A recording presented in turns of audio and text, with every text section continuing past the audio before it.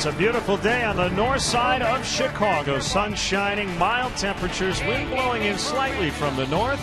It's a Hyundai leadoff man on WGN Sports. Game one of a day-night doubleheader. This is a makeup game from a rainout on May 15th. The Cubs hosting the Giants. And hi again, everyone. I'm Len Casper. Welcome to the leadoff man as the Cubs welcome in the NL West leading San Francisco Giants. The Cubs won yesterday. We'll get the highlights here in a second. The Giants 2 games up in the West. They've won 5 in a row. This is a second consecutive makeup date. The Cubs were supposed to be off yesterday, but they made up a rainout from late April against the Rockies. Matt Garza on the mound, and he gives up an opposite field leadoff home run in the first inning to Carlos Gonzalez. It's 1-0 Rockies. But the Cubs would come right back in the bottom of the first. Starlin Castro's been red hot, a triple with 2 outs off the ivy, and that would set up a Aramis Ramirez, who would come up with a 2-run homer. Cubs would lead 2-1. They would not trail the rest of the day. That was off the red-hot Jhoulys Chacín, who just didn't have it. Carlos Pena takes him deep, his 15th of the year. 3-1 Cubs in the fourth. 5th inning now. Cubs already leading 4-1. Pena again. He goes oppo. A 2-run shot. And the Cubs leading 6-1. Now in the 7th, just adding a little more. 7-2 here as Ramirez bangs that one off the roof on the batter's eye lounge in center. So a 2-homer day for not only Ramirez but Pena as well. Matt Garza was excellent. 7 1/3, 5 hits. He allowed 3 runs. Didn't walk anybody, struck out 6, did give up 2 solo home runs, but again, the offense really helped out the veteran right-hander. So he grabs his 4th win. Chacín drops to 8-5. Over 40,000, a paid crowd, 3 hours and 3 minutes. As we go to break, our Chicago and Northwest Hyundai Dealers Spotlight reminds us to check out the award-winning Hyundai Sonata and the all-new Hyundai Elantra at myhyundai.com.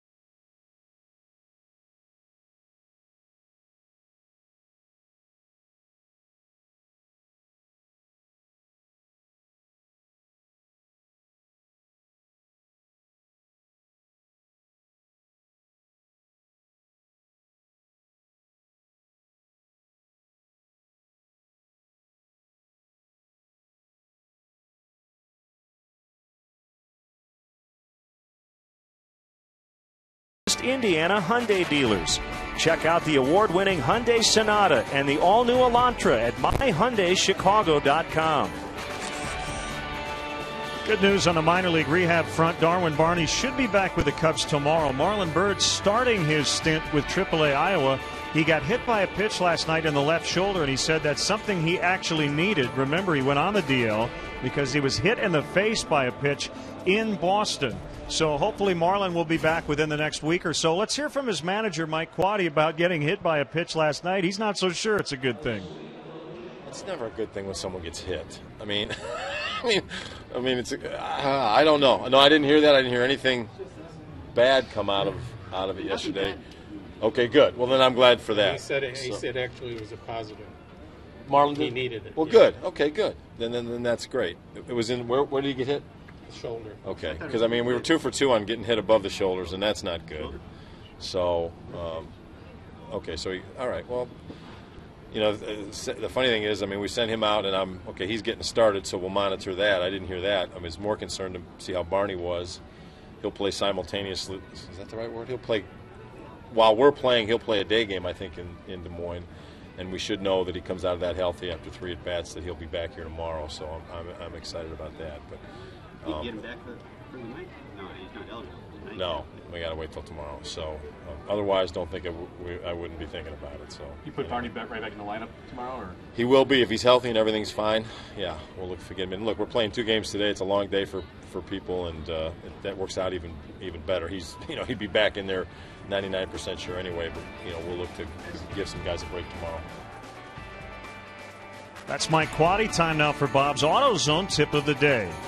That's what Ernie says. Let's play 2. The tip of the day brought to you by AutoZone. For the auto parts, accessories, and advice you need, get in the zone. AutoZone.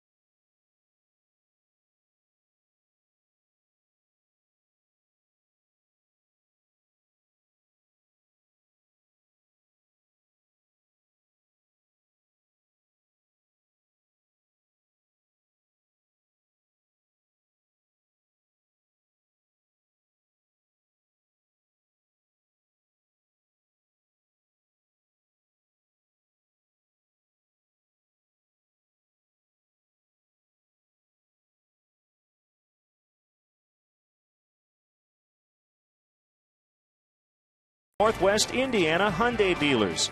Check out the award-winning Hyundai Sonata and the all-new Elantra at myhyundaichicago.com. We've got the pitching matchup for both games. Game 1, actually a rematch from May 14th. Rain shortened as Ryan Vogelsong got the complete game as he bested Doug Davis in his Cubs debut. Later tonight, it'll be left-hander Barry Zito coming off the DL, his first start in almost 2.5 months. Rodrigo Lopez getting a spot start as he comes out of the Cubs bullpen. This will be his second starting assignment as a Chicago Cub. We'll have the opener of a day-night doubleheader. The Cubs hosting the Giants on a beautiful day from Wrigley.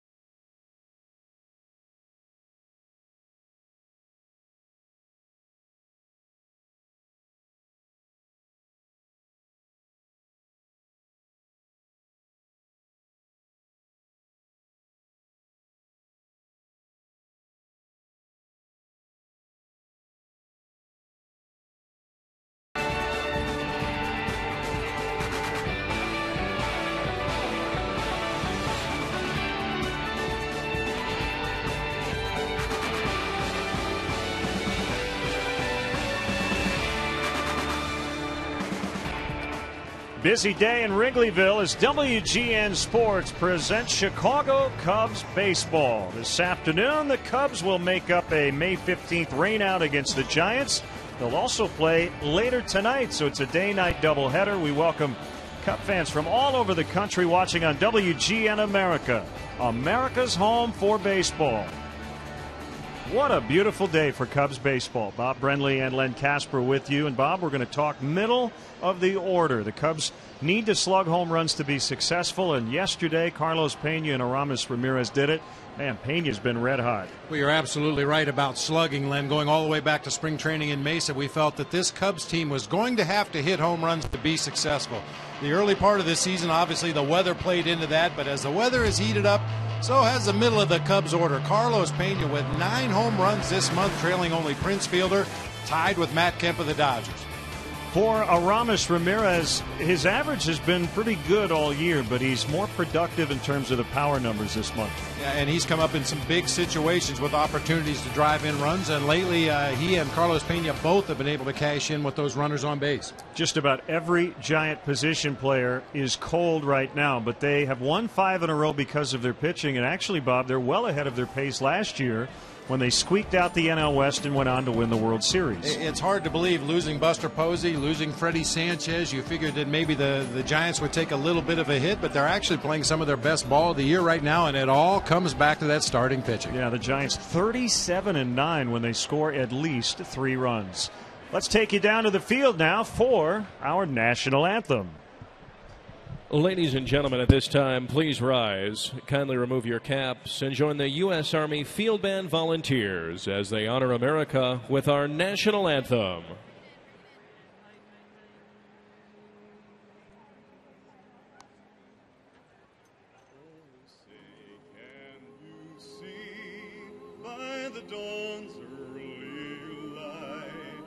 So proudly we hail at the twilight's last gleaming, whose broad stripes and bright stars through the perilous fight o'er the ramparts we watched were so gallantly streaming, and the rocket's red glare, the bombs bursting in air, gave proof through the night that our flag was still there.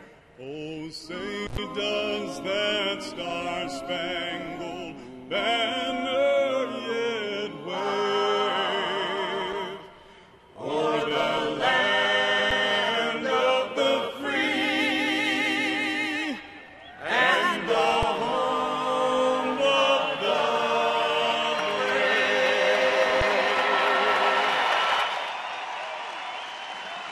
Well, yesterday the Cubs brought out the home run bats as Ramirez and Pena each went deep twice.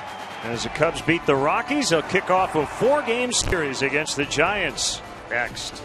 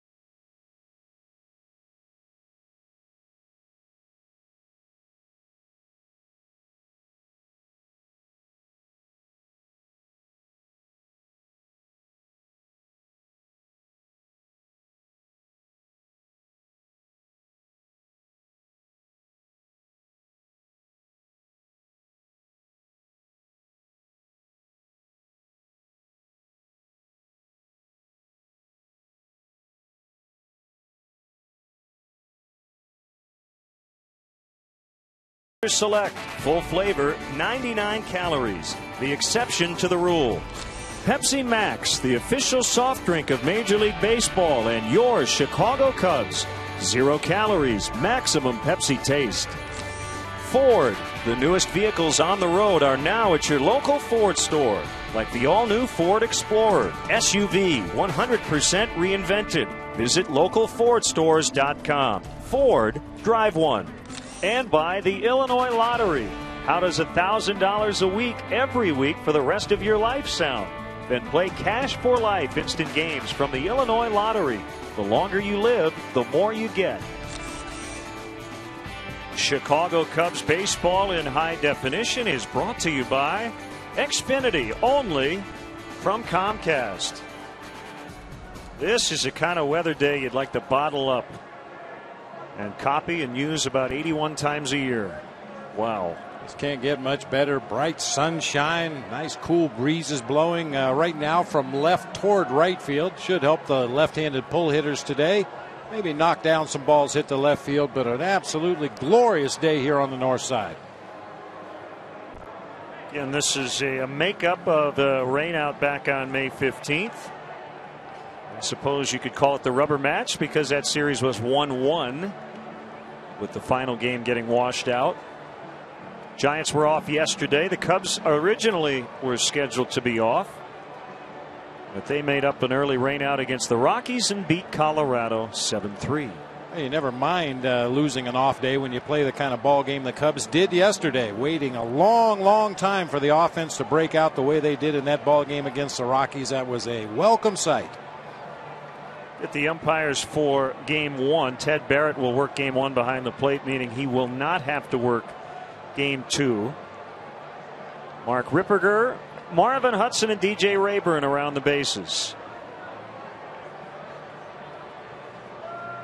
Let's take a look at the Cubs' next 4 home opponents. At the Giants through Thursday. The White Sox come in for the weekend. After the All-Star break, it'll be Jack McKeon's Florida Marlins, followed by the first place Philadelphia Phillies.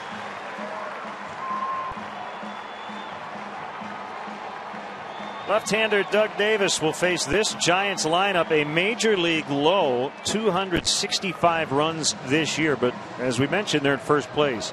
Former White Sox Aaron Rowan will lead it off. Miguel Tejada is at short. Aubrey Huff at first. Cody Ross is in right. Pablo Sandoval, one of the few hot hitters in this lineup. Pat Burrell in left. Bill Hall, who was signed after Freddie Sanchez went down, as his second. Chris Stewart back of the plate. We mentioned Posey's on the DL. And Vogelsong, the pitcher, bats ninth. And let's check out how the Cubs take the field defensively today behind Doug Davis. Brought to you by Pepsi Max, the official soft drink of Major League Baseball and your Chicago Cubs. 0 calories, maximum Pepsi taste. Soriano, Campana, and Fukudome once again across the outfield, left to right. Ramirez, Castro, DeWitt, and Pena, the same infield as yesterday, third to first. Boy Hill, the only change in the lineup. He'll be doing the catching today for left-hander Doug Davis. Cubs are hoping for an outing from Doug Davis like they saw against the Yankees on that last homestand when he was really good. Not quite as effective against the White Sox last time out, through a lot of pitches, 101 deliveries in 5 innings of work. And as we get started, congratulations to Cubs skipper Mike Quade. He has been named to the National League All-Star coaching staff. The guy across the way, Bruce Bochy, picked Mike today. He replaces Jim Riggleman, who resigned as the Nationals manager last week. And we're underway. A strike on Aaron Rowan. There's the NL All-Star manager. A little reward for Mike Quade for the Cubs beating up on the Padres down the stretch last year, allowing the Giants to get into the postseason. Quickly 0-2 on the Giants center fielder. A little showcase here this week for the Cubs players who have an interest in being in that All-Star game. Now, the manager doesn't get to pick quite as many as All-Star managers used to. As he should. How do you really feel? A little bit inside, 1-2. Well, you know how I feel, but do. just in case there's some fans tuned in that have no idea what I'm talking about, since the tie game in the All-Star game in 0-2, a home field advantage in the World Series is given to the team that wins the Midsummer Classic. So my thinking is, if you're going to put it all on the All-Star game as to who gets home field advantage in the World Series, let the manager pick the team.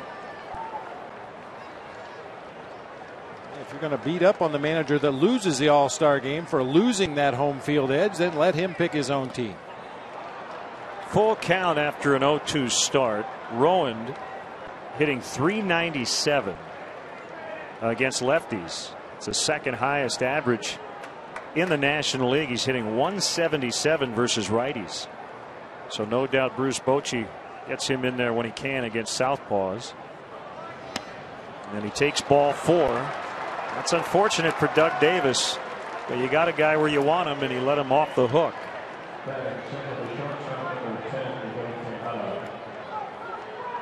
Ideal conditions, 79 degrees, low humidity, and the wind right now out of the northwest at 8.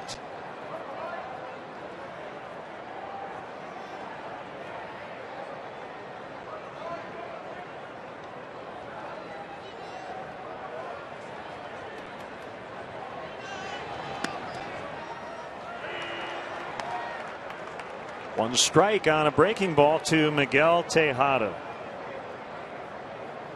Bochy does not like to bunt much. He doesn't like to hit and run much, but this is one guy he will play hit and run with. Miguel Tejada, so aggressive at the plate. He swings at just about everything. And a base hit, and Rowan will stop at second.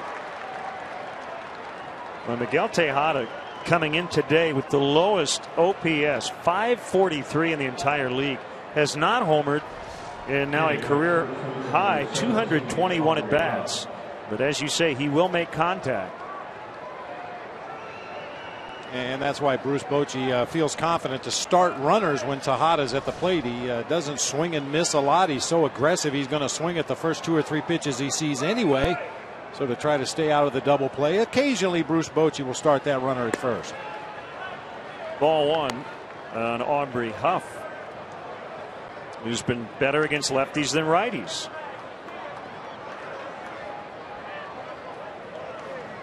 Huff started the year out in right field, but he's back at first base. And he punches that one out into right center.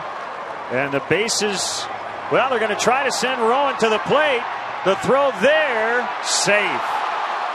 Looked like Rowan wanted to stop Tim Flannery. Kept him going. And he still was able to get in, albeit barely, for the first run. I was surprised Tim Flannery sent him. Well, I was not, Len. I talked to Tim Flannery before the game today about the Giants' offensive struggles, and he said that his hand has been forced. Anytime they have the slightest chance of sending a runner from third base, he's going to be waving them home. Cubs should be aware of that going into this series. A little bit of a double clutch by Tony Campana, just giving Rowan enough time to get in on his belly. Now, that won't be the last questionable send from Tim Flannery in this series. Well, they average a major league low 3.4 runs per game.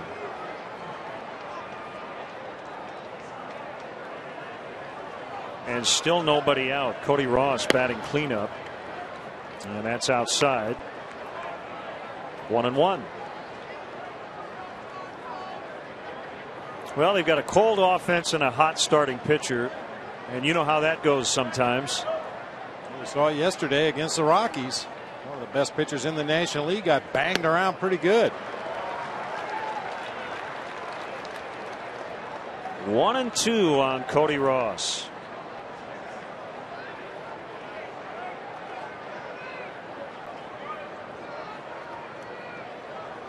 Ross was a waiver wire pickup from the Florida Marlins last August, and he would end up being the NLCS MVP for the Giants.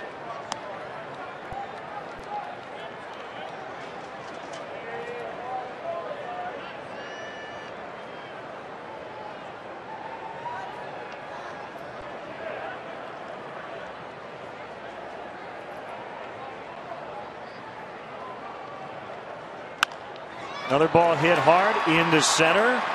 This time Flannery's going to put on the stop sign and stop Tejada at third. Bob, we've got to say it right off the bat with the day-night doubleheader. You want to protect your bullpen. You've got a reliever pitching to start game 2. So they need Doug Davis to give him some innings. Absolutely. Even if it means giving up some early runs, he's going to have to eat up some innings in this ball game today. 6-man pen available to Mike Quade today because of the start for Rodrigo Lopez in game 2.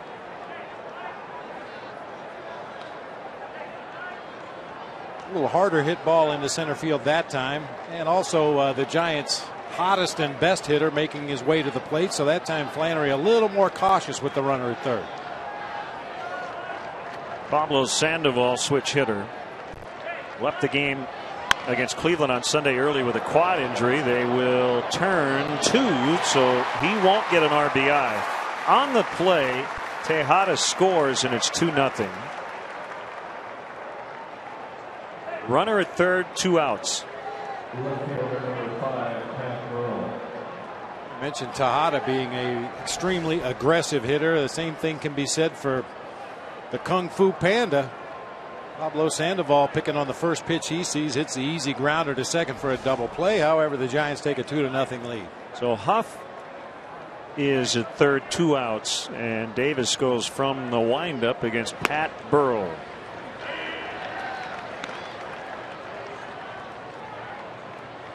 Making his 13th start over the Giants' last 42 games.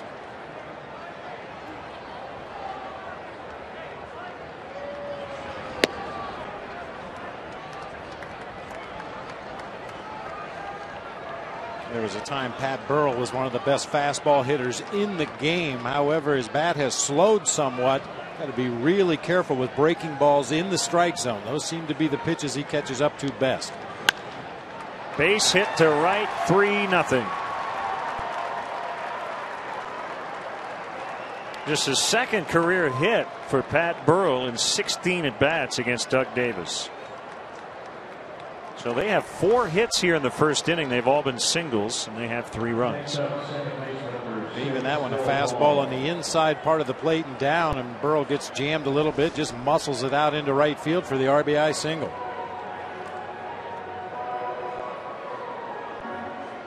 And we mentioned that magic number in the open. When the Giants get 3 runs, they normally win. For most teams, it's 4. You score 4 times, you've got a pretty decent chance of winning. That guy hasn't needed much. Ryan Vogelsong comes in with a 1.86 earned run average. Just as a point of comparison, Len, when the Cubs score 4 or more, they're 26-16 this season. When they score fewer than 4, they're 6-30. So to lower that by a full run a game, and the numbers that the Giants have been able to put up, very impressive for their pitching staff. Bill Hall is here because of the aforementioned injury to Freddie Sanchez. Hall started the year with the Houston Astros, got released, and then was signed as a free agent by the Giants. Sanchez has a dislocated right shoulder. They've been knocked around. Buster Posey out for the year with a fractured lower left leg. Mark DeRosa on the DL again with a left wrist problem. Mike Fontenot, a left groin strain. Brandon Belt has a fracture in his wrist. And Barry Zito coming off the DL tonight. They get 3.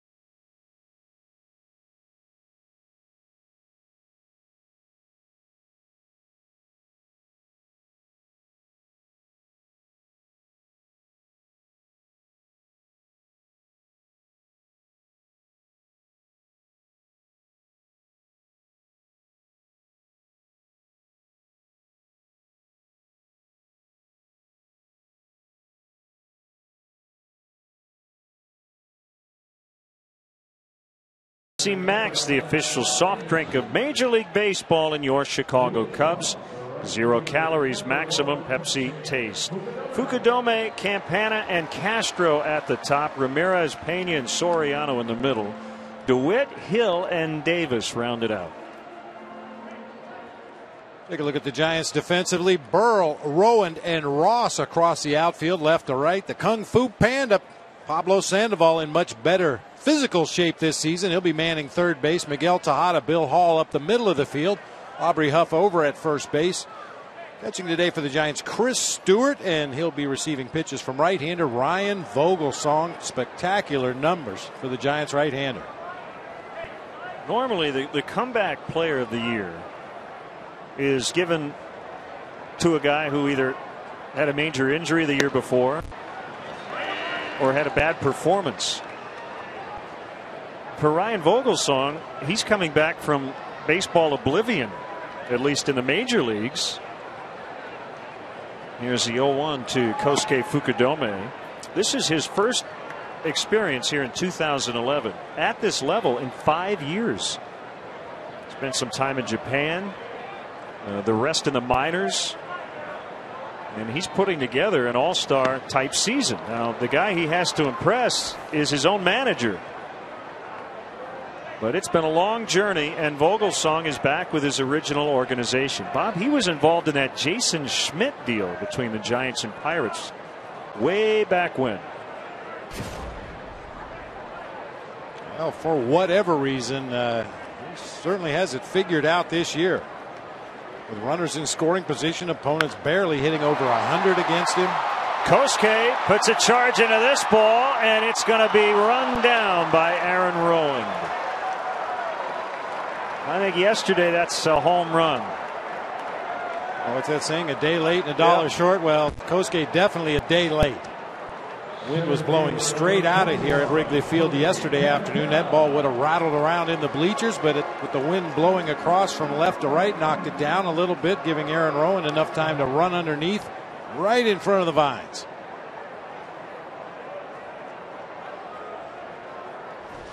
Back to Vogelsong. Every number you look at, he's allowed 2 or fewer runs in his last 9 consecutive starts. You don't have to score a lot of runs when your pitchers are doing that.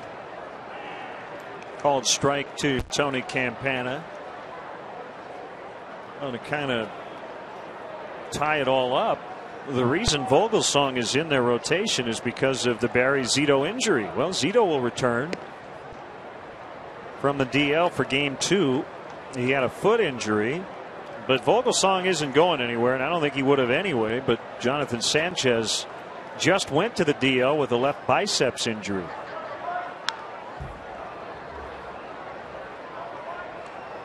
So I would say it's a pretty good example of a guy taking advantage of an opportunity. Well put. Since April 18th. Lowest earned run average in the major leagues. Another guy on that list who has opened some eyes, Eric Bedard of the Seattle Mariners. A pretty good comeback story, although for him it's been injuries.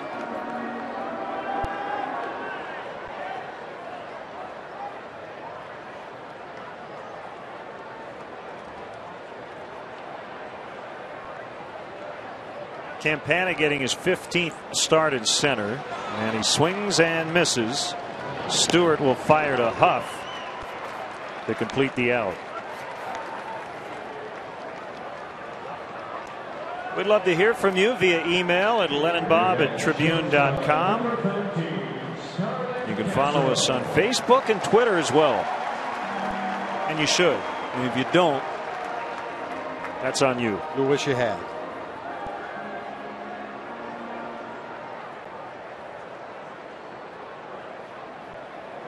Starlin Castro with a career high 11-game hitting streak.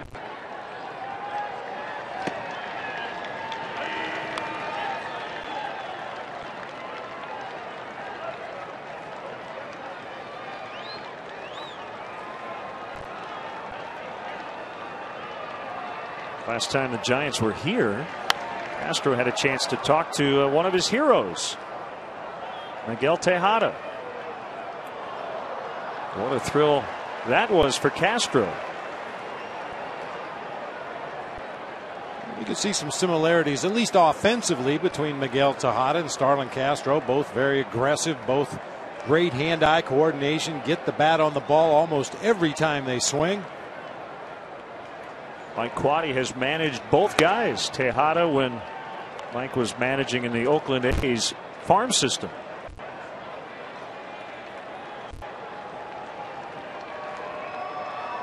Q had a meeting after the game yesterday, said in 27 years in pro baseball, and a lot of it as a manager, said it's the first meeting he's ever held after a win.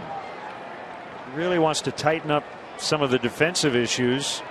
You had a ball drop in foul territory as Carlos Pena appeared to call off Giovanni Soto. He was not calling him off, but Gio heard a voice, let the ball go, and it dropped. Matt Garza made an error in the game as well. And even though the Cubs out-homered their mistakes yesterday, it's something he wanted to address.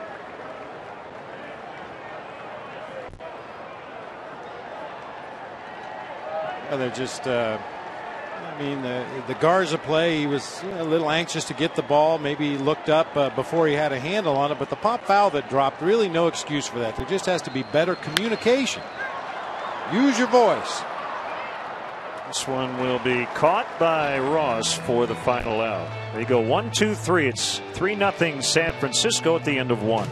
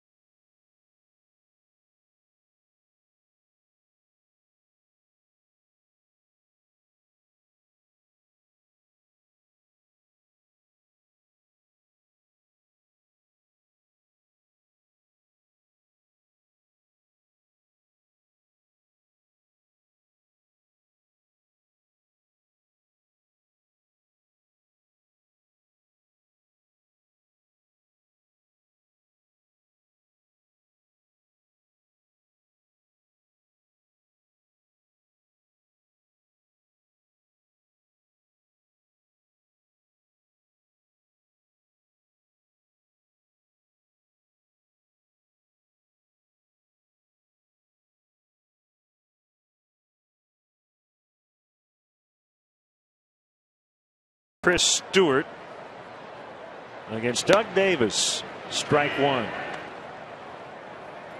Eli Whiteside battling some left quad tightness. We think he should be able to go for game two. It's been Stewart in there the last few days. A lot of talk about whether the Giants want to go out and acquire some help back of the plate with Buster Posey out for the rest of the year. Stewart's done the job defensively for sure. He got a very quick release. 6 out of 10 this season. He's thrown out on the bases. During his minor league career, he's thrown out nearly 44% of the attempted base stealers. Really good numbers. 2 balls, 2 strikes with Vogel's song on deck.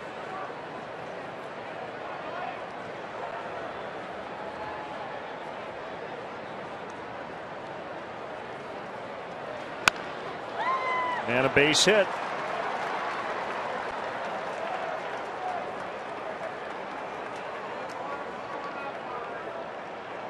The McDonald's Daily Double is back for just $1.89, but you don't have to remember it to love it. Prices and participation may vary. For a limited time, a la carte only.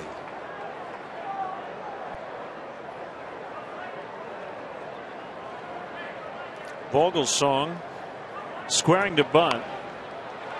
And a diving attempt in foul ground. Coy Hill just could not squeeze it. Good effort.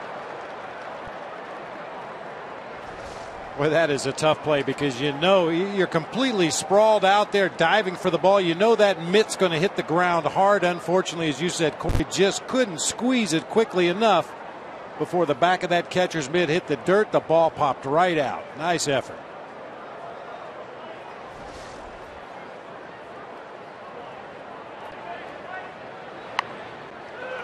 Davis is going to throw to second. They get one. They might have had two, but the ball squirted out of the mitt of Blake DeWitt. That's going to tag Vogelsong just in case, but he did not make a move towards second, so it's a fielder's choice. All bunted right back to the mound. Doug Davis doesn't waste any time. Notice he just picked it up, turned, and threw. No crow hop, no adjusting the ball in his hand. Got rid of it quickly, and that's the only way they were going to get the lead runner there. Back to Aaron Rowan, who walked to start the game. And he pops it up, and Castro will make the catch.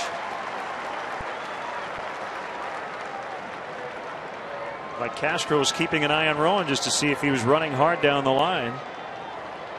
Not always an easy thing to do, especially on a pop-up that's not that high in the air. Sometimes if that ball's popped a little higher in the air, you have the luxury of looking off of the baseball to see what the runner's doing. But that time Castro had to multitask. Watch the ball, see the runner out of the corner of his eye, decided to go ahead and make the catch.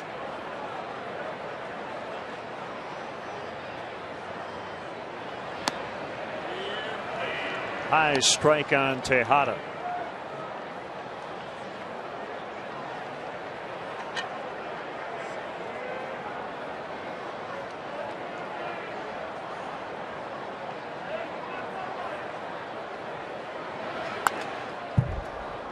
Fouled back, 0-2. Like yesterday, only game going on during the afternoon. Everything else is tonight. Most of it is interleague action.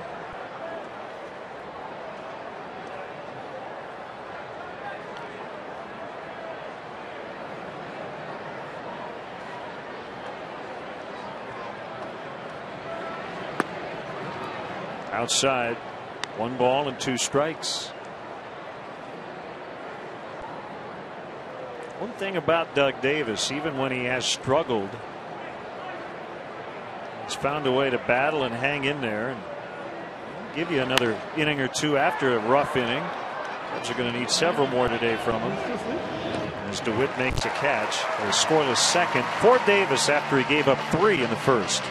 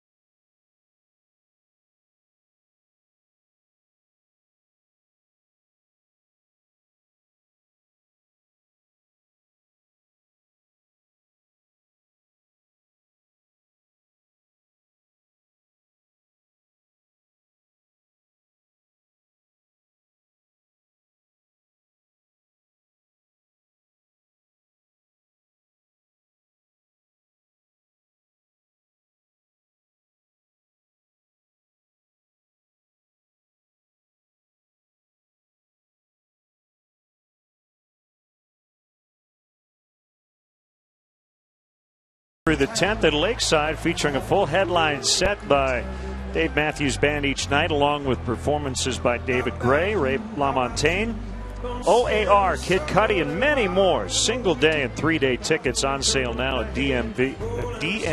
I want to say DMV. Caravan.com. Brought to you by Bud Light. Here we go. Maybe I need to get my license renewed. Go get your driver's license picture taken and buy some Dave Matthews Band tickets while you're there.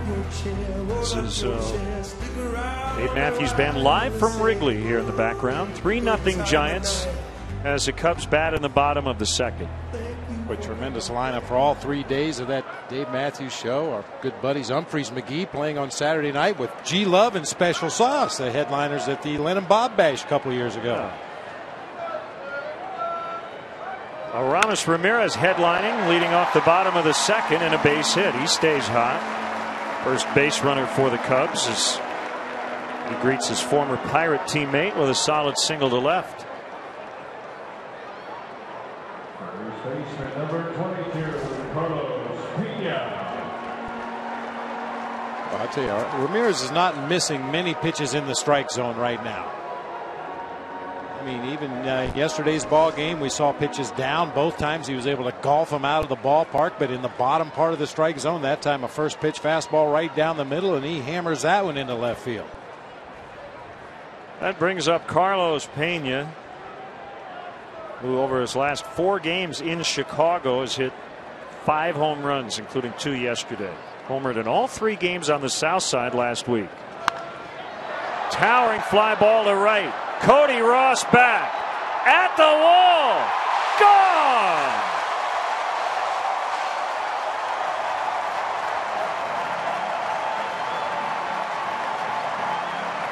Gone. Man, is he hot.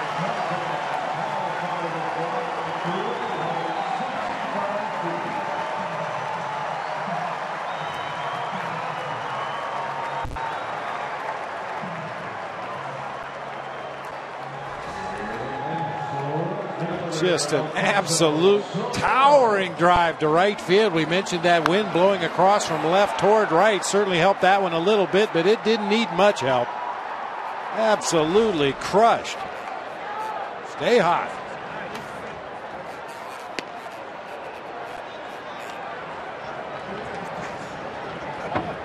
Going into action today, thanks to Stats and Sabre for their research assistance. Soriano gets a hold of one. Aaron Rowan, however, is going to have room, backpedaling right up against the wall in center. Going into play today, Pena, the first Cub ever to get to 16 homers before July after hitting 0 in April. So make that 17 now.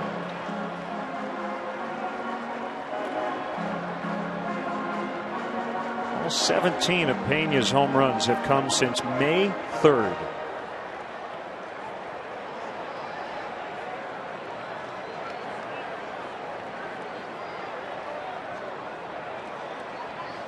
Blake DeWitt with 1 out. Takes ball 1. 3-2 Giants here in the second.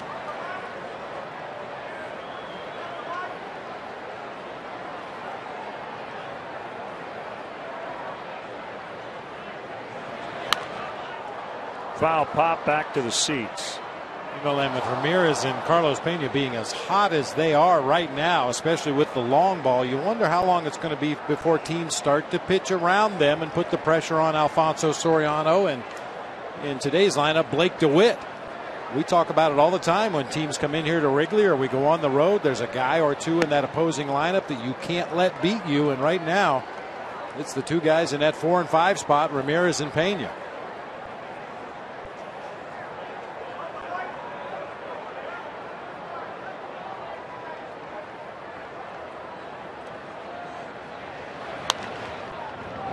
An additional Elias note on yesterday's win over the Rockies.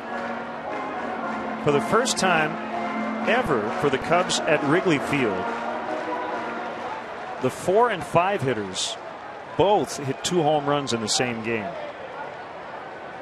Ernie Banks and Ron Santo started 969 games together. including 504 in this ballpark, and the only time they each hit 2 in a game was at Milwaukee County Stadium in 1965. It's not easy to do. The Witt stays alive. A lot of times after the first home run, you get pitched so carefully in your next couple of at-bats that you don't have an opportunity to drive the ball out of the ballpark. But as I mentioned earlier, Ramirez with 2 low pitches, he was able to golf out of here, 1 to center, 1 to left, and Carlos Pena, to his credit, 1 to center and 1 to the opposite field. That was really good to see him hitting the ball the other way yesterday. Yeah, 3 home runs on this homestand, and he's found all 3 fields. And Rudy Jaramillo, the hitting coach for the Cubs, had a conversation with his hitters about that the other day. Don't forget the opposite field. Especially when you start to heat up at the plate and do some serious damage, opposing pitchers are going to try to stay away from your power, and occasionally you're just going to have to take a base hit to the opposite field. Nice grab by Sandoval in foul territory on that little slicing liner. Hey fans, the 27th annual Cubs Convention will take place at the Hilton Chicago on January 13th, 14th, and 15th, 2012. Rooms are available now by calling the Hilton Chicago at 312-922-4400 and asking for the Cubs Convention rate. Weekend passes will go on sale in early November. For more information, as always, visit Cubs.com.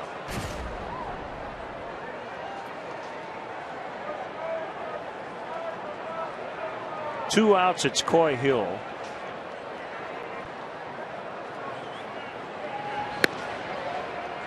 And a fastball for a strike.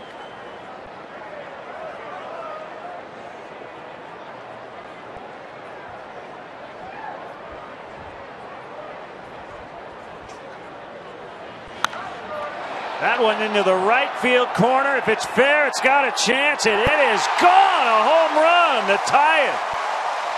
He kept it fair right inside the right field foul pole.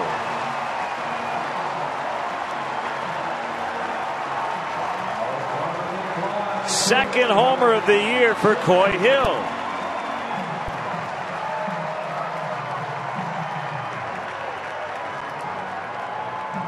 The Giants have to be in a little bit of shock. Vogelsong had only surrendered 4 home runs in over 72 innings pitched this year, but 2 long balls here in the inning. Coy Hill also taking advantage of that wind blowing out to right field, put it right down the line, tying up the game.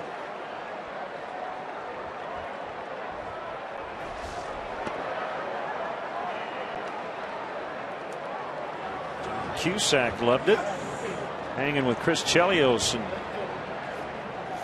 bunch of Cub fans in the front row. That snaps the 9-start streak of Ryan Vogelsong, in which he had allowed 2 or fewer runs.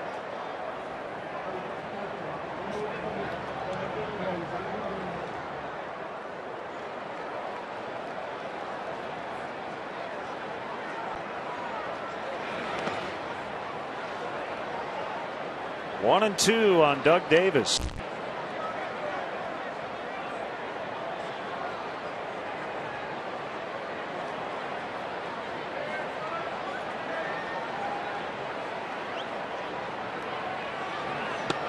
Swing and a miss for strike 3, but they get 3 on a couple home runs. That's 6 of them over the last 2 days for the home team.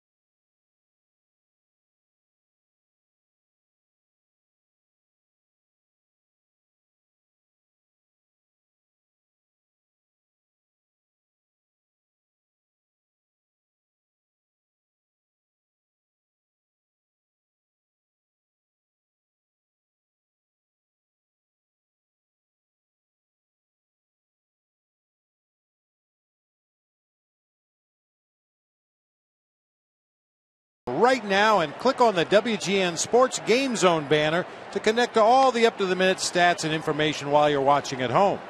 Game Zone is sponsored by The Great Escape, pools, patio sets, play sets, hot tubs, and more.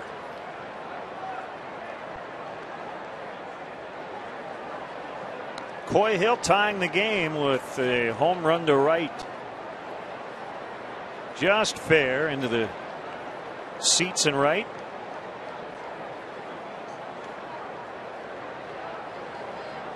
So new life for Doug Davis as he faces Aubrey Huff. Huff with an RBI single and a run in the opening inning.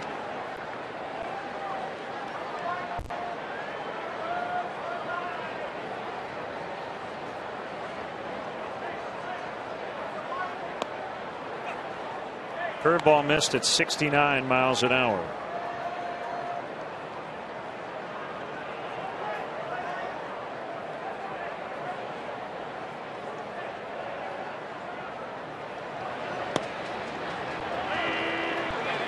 Two and one.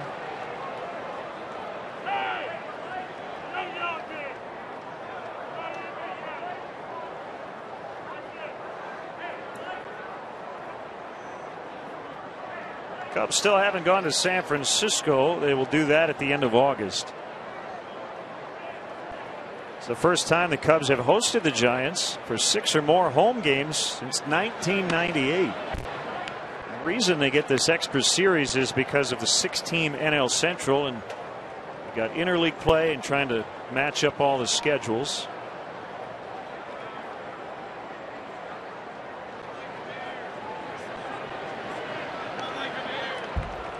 Davis let that one really get away as he looked up toward the sky on ball 4. That dreaded leadoff walk. Especially for an offense that has struggled to score runs leading up to today, you do not want to issue any free passes. Make these guys hit their way on base.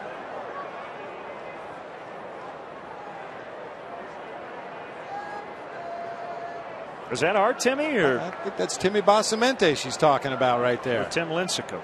Oh, maybe it is Tim Lincecum. Tim Lincecum's making a little more than Timmy Basamente. Ooh. Huff leaning, but he didn't have a big lead.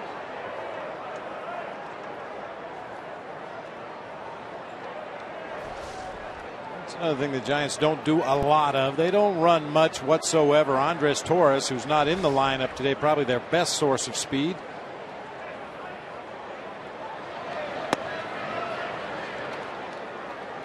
One off the plate.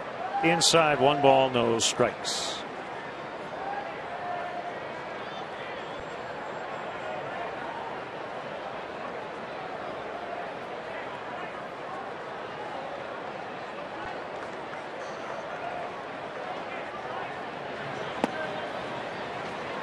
Two and 0. Davis working behind here to start this inning. He walked Huff, and he's now put Cody Ross in a hitter's count.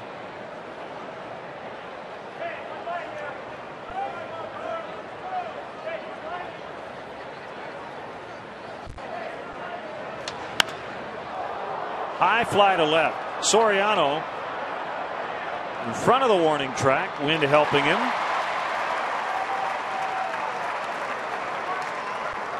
Cub fans, make sure you check out our WGN Baseball blog on WGNTV.com. I have a post previewing this day-night doubleheader. We have information on the 7th inning stretch singers for the homestand. Game notes from Stats. There is a link to our new podcast and much more at WGNTV.com.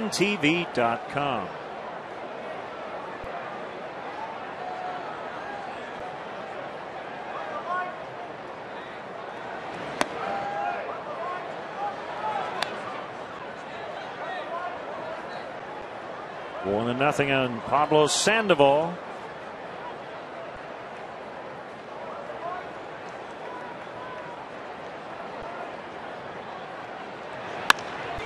That ball hit hard, and Kosuke can't get it. Going to bang off the 368 sign. Huff's going to be sent. Campana's throw misses everybody. Not that it really mattered. And the Giants grab the lead again. Sandoval with his 17th RBI, and it's 4-3.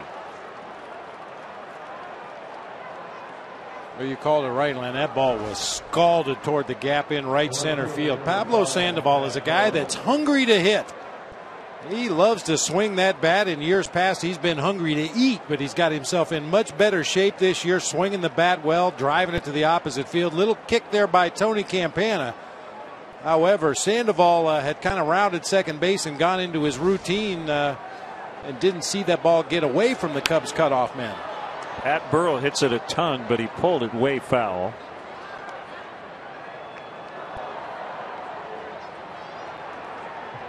Hey, by the way, Thursday should be fun. Eddie Vedder, the lifelong Cub fan, the lead singer of Pearl Jam, will be accompanied by his childhood hero, Jose Cardinal. They're going to sing the stretch together. You're going to play a ukulele along with it? Eddie Vedder, that's his new thing. Yeah, that's not a bad idea. Got to make sure we bring a few 4-colored pens to give Eddie. He's a big fan of those, and I grabbed a few last time he was here. And with one of them, he wrote a song. Yeah, in about 15 seconds. Yes, he did. It was fun.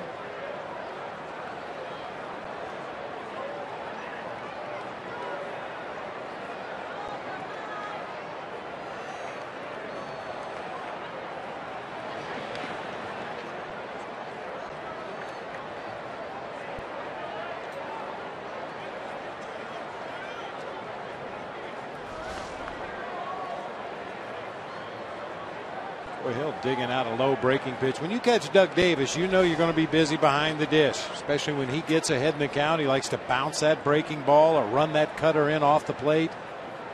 Got to be ready to move behind the dish.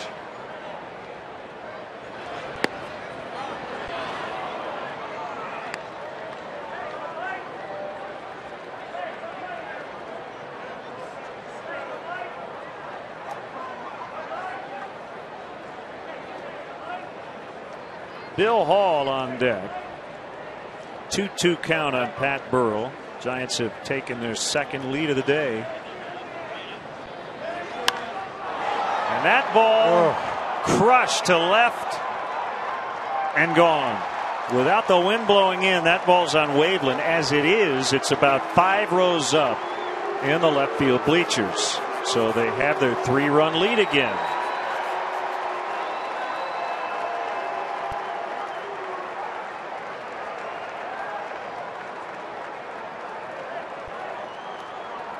Looks like it's going to be one of those days. Just got to keep slugging. For the Giants, an unexpected offensive outburst here so far this afternoon. A fastball up on the inner part of the plate.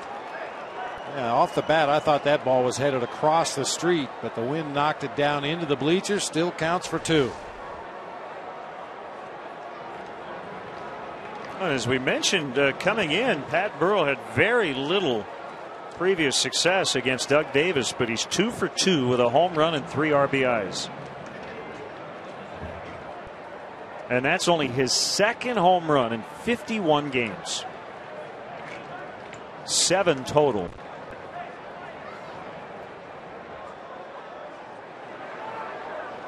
You kind of get the feeling that this Giants offense looks forward to road trips. Their home ballpark, very tough to hit home runs, especially to left field. Deep gaps, very deep in center field. You go on the road in some of the smaller ballparks, take advantage of the wind direction, and like I said, this is an outburst for them today. They won a game the other day against the Cleveland Indians. 1 run was scored, and it was scored on a balk. I think that inning went walk, air, balk to win a game. Oh.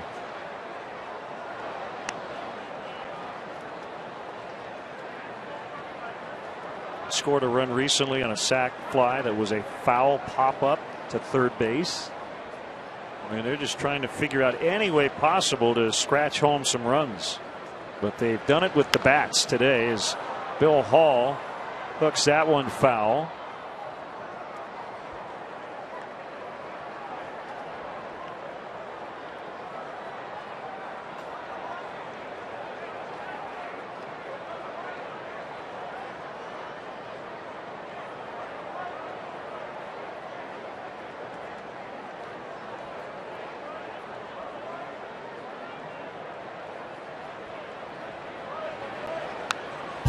Doug Davis is from Northern California, born in Sacramento. He grew up rooting for the A's. He would attend Diablo Valley College and then City College of San Francisco. 5-9 lifetime against one of his quote hometown, or at least home area teams. That caught the outside corner, strike 3. Hall has fanned twice.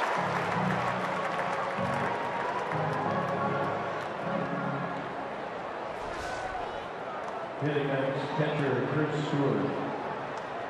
May have caught that outside corner of the plate, and that's what Doug Davis is going to need to do the rest of the afternoon. Stay out of the middle, work around the edges, hope to get the Giants to chase borderline pitches.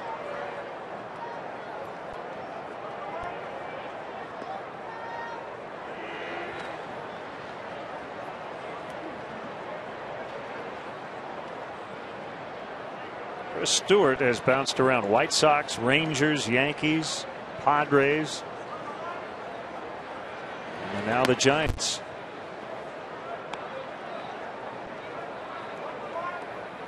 I got the old school Expos garb on.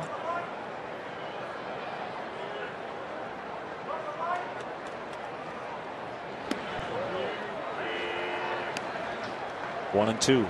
Chris Stewart, a perfect example of a guy who can catch and throw, and has turned it into a pretty good career because he has never hit at any level. Fly ball left field. Soriano backpedaling, and the inning is over. We've had 3 3-run innings. The Giants with 2 of them today.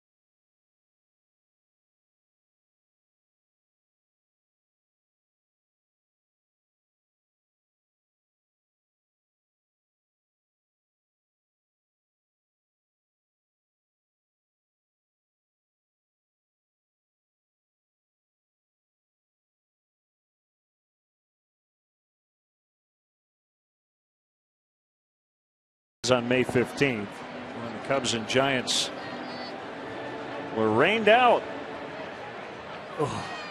39 with a 22-degree wind chill. Cubs baseball is brought to you by Xfinity only from Comcast. Wind blowing straight in. Try to forget those kind of dates here, Wrigley. Is blowing in today at 8 miles an hour out of the northwest, but it didn't bother Pat Burrell, who hit a 2-run homer to make it 6-3.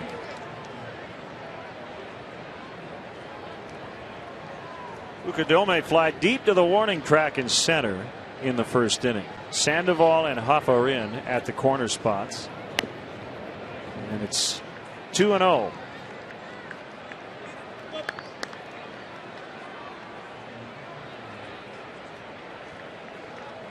The night before that rain out, and the weather wasn't very good then either, May 14th, Vogelsong got a 6-inning complete game. No runs, 7 hits. 3-0 Giants victory.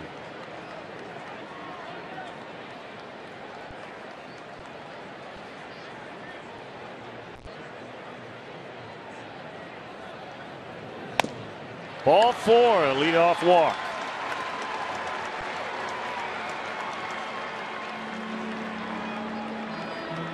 Now Davis with 2 leadoff walks, resulting in big innings for the Giants, and the Cubs trying to do the same here against Vogelsong. That's something Vogelsong has not done much of this year. Once again, in 72 2/3 innings pitched coming into today, only 19 base on balls, and we're told some of those were strategic walks. When he had a base open at first, pitched around guys to go after the following hitter.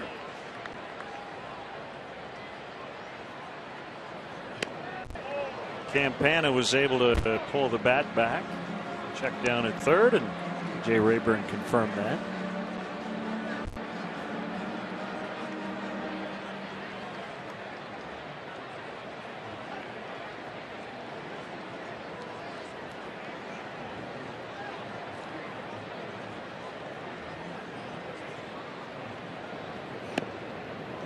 Pulled it back again, but took a strike.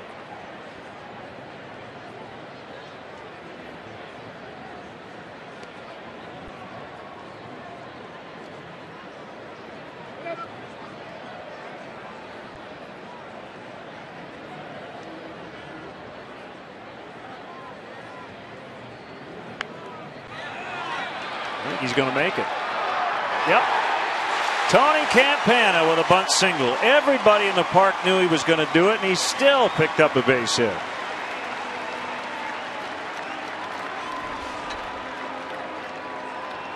As much fun as it is to watch guys hit balls up in the seats, this is as much fun to watch. Tony Campana taking advantage of his #1 asset, his speed. Creates some confusion there between the first baseman and the pitcher. Bill Hall's a little bit late getting over to cover the bag, and that's all the break that Tony Campana needed.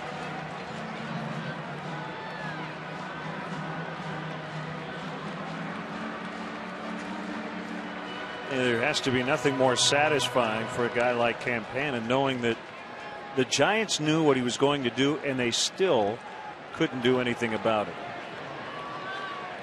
There's Castro with 2 on and no outs. Fastball for a strike.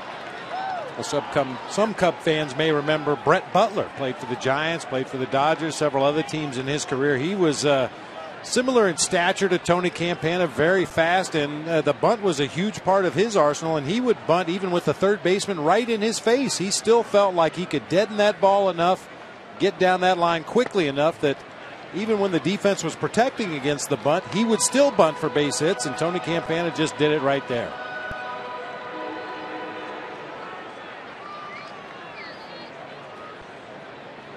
Well, nothing really playing true to form here today. A wobbly Giants offense, scoring 6 times in the first 3 innings, and an all-star caliber pitcher who's already given up 3, and he's on the ropes again.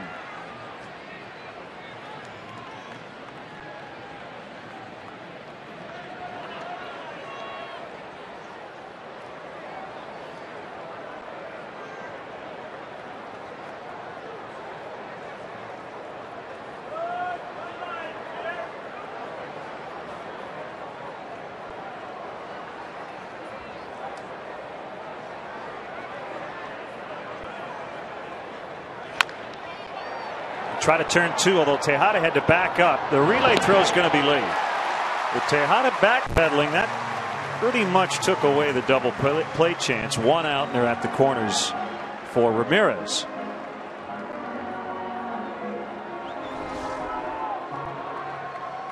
Now, the fact that Tejada had to back up right there to play that big hop, by the time he shovels onto Bill Hall, that gives Tony Campana the opportunity to get in there and disrupt the play, and Castro able to leg it out at first.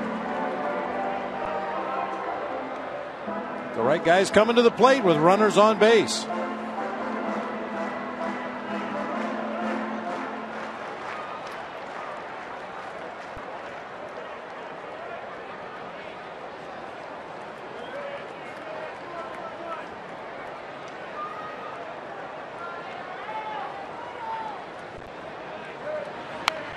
Swing by Aramis, and he fouled it back.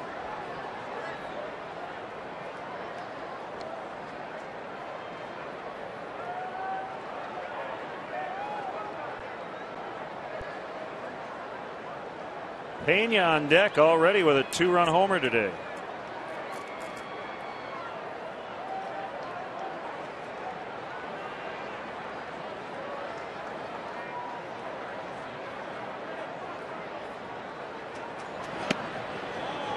Pitcher's strike on a cutter right on the outside corner. 0-2. And we've seen the tailing two-seamer. That's the cut fastball in the upper 80s. That time spotted right at the edge of the strike zone at the knees. Vogelsong will also throw a curveball and a straight changeup and usually uses all 4 pitches every time out. Foul by about a foot.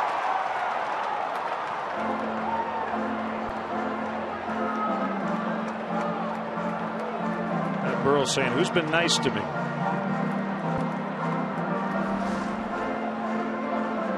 Just quick foul down that left field line. Thought the wind might help it a little bit, but it was hit so hard on a line, the wind really didn't have much effect on it.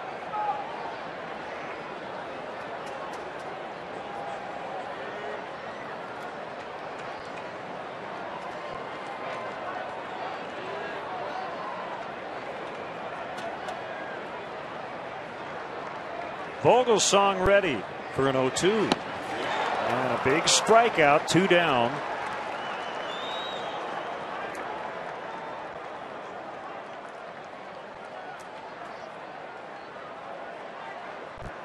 Let's take a look at our BMW Ultimate Drive. I'll tell you what, if you won a BMW for the Ultimate Drive, Carlos Pena would have a garage full of them by now. Towering drive to the seats in right field. As always, the Ultimate Drive brought to you by your Chicagoland and Northwest Indiana BMW dealers. BMW, the ultimate driving machine.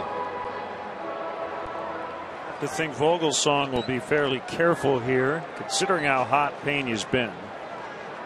You have a right-handed hitter, Alfonso Soriano, on deck.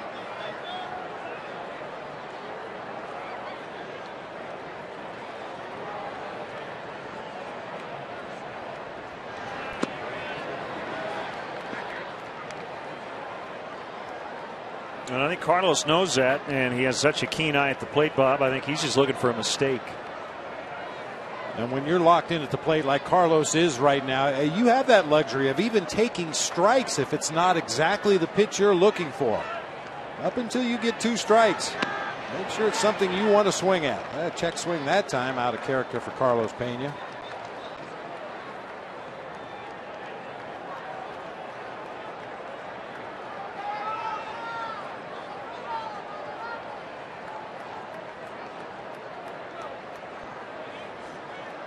Cubs put the first 2 on without hitting a ball out of the infield. A walk and a bunt hit. But now there are 2 away. Carlos Pena loves to call timeout in that left-handed batter's box, but that one was shadow-induced. Just as he got into the batter's box, a cloud went in front of the sun. A huge shadow went between the mound and home plate, so Carlos jumped out and requested time.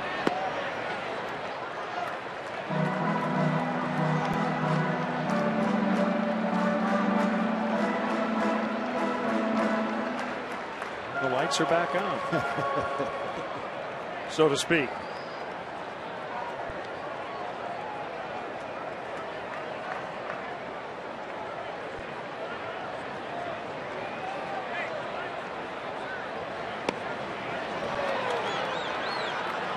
Three and 1.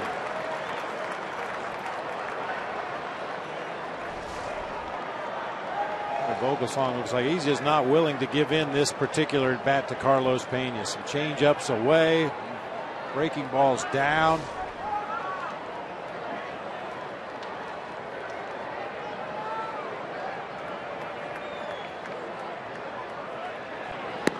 Ooh. Another change-up on a 3-1 pitch.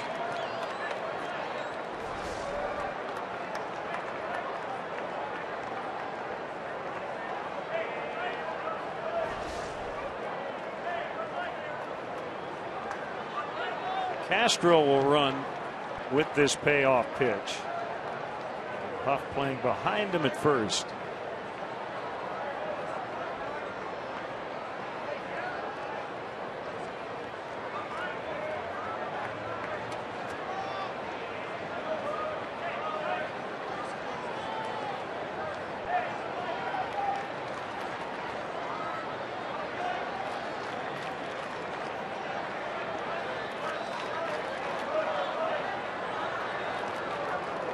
Apparently some disagreement over the pitch to throw here on the full count 2-out delivery with runners at the corners, and rather than just keep guessing as to what Vogelsong wants to throw, Chris Stewart decided to call timeout and go out talking over with his pitcher.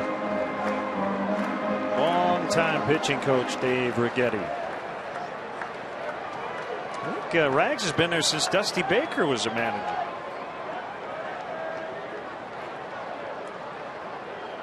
Oh, he's a good one. There's no question the Giants have had their share of really good arms come through the system, but Dave Righetti has a lot to do with their success. They went with a changeup, and Pena strikes out. A wasted opportunity for the Cubs. 6-3 Giants.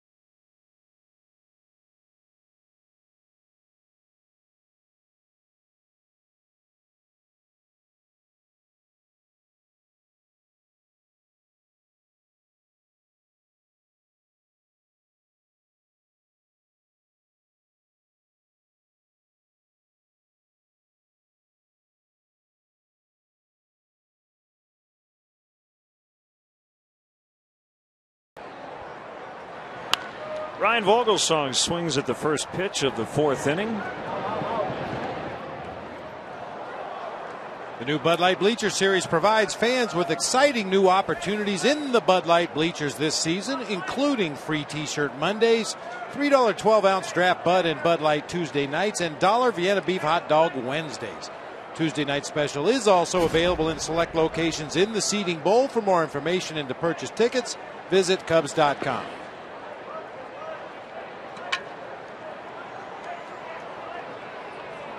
Giants fans in the ballpark want to see that guy on the All-Star team, and it could happen.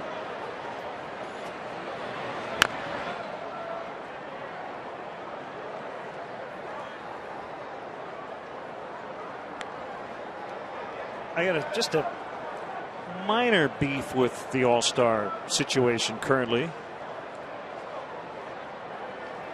which I do think waters it down slightly. I don't lose sleep over it, but basically if a starter pitches on Sunday before the All-Star game and is in the All-Star or on the roster, that guy cannot pitch in the game.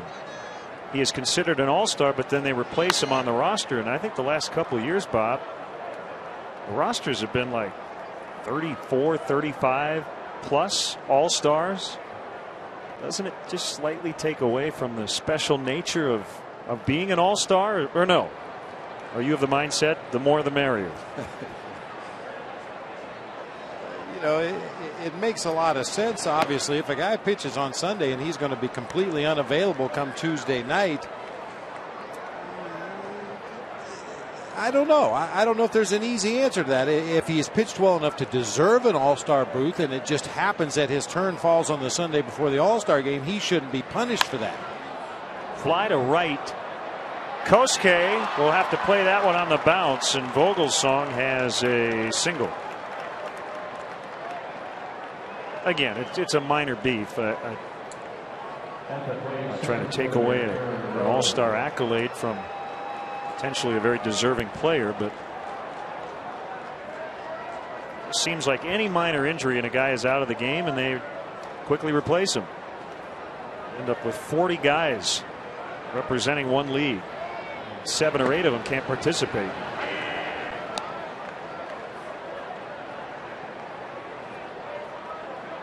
Make it a 25-man roster, just like during the regular season.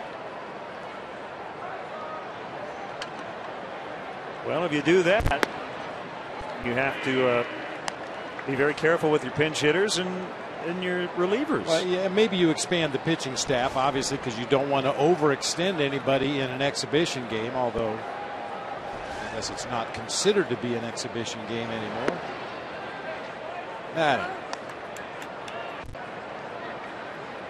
It's an all-star game. Come on.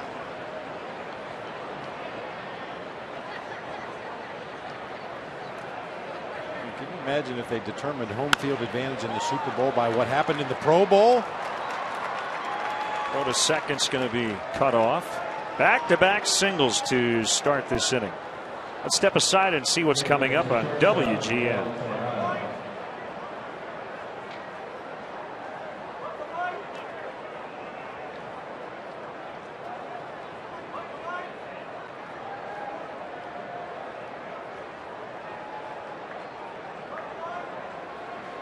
Actually, the fairer way to do home field advantage might be interleague play.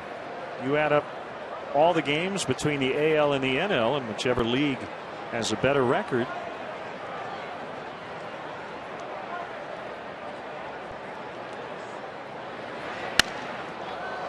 A pop-up that'll be caught by Blake DeWitt. So they get Tejada for the first out.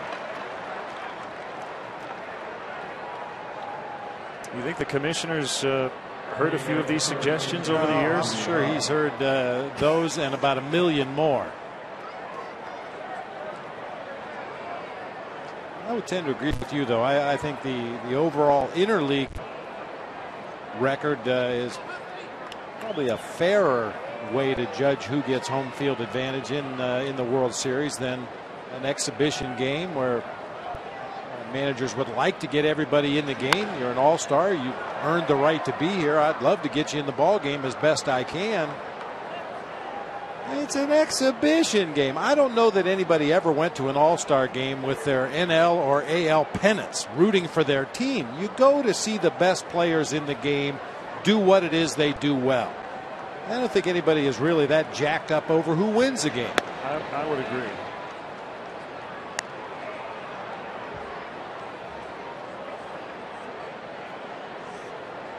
Great honor for all the players.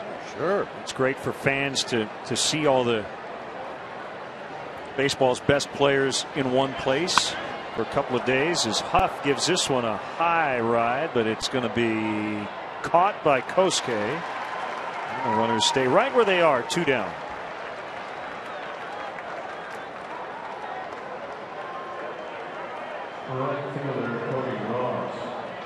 Cody Ross will bat with runners at first and second and 2 outs. Well, and it seems like such a simple thing, but it happens all the time. Every time a fly ball is hit to Kosuke in right field, he doesn't wait to see what the runners on base are going to do. He does the right thing. Catch the ball, hustle it back in quickly toward third base, and make sure you hold that runner at second. Vogelsong had gone back to tag up. Very little chance that he was going to try to advance, but Kosuke didn't wait to see. Catch it and get rid of it quickly. Cubs have 2 guys who are very similar in Marlon Byrd and Kosuke Fukudome. Regardless of the situation, they both get behind the ball, get it back to the infield quickly. Byrd does it with nobody on base. Just kind of his habit. It's the way he always does it. Real good habit to get into. Yeah.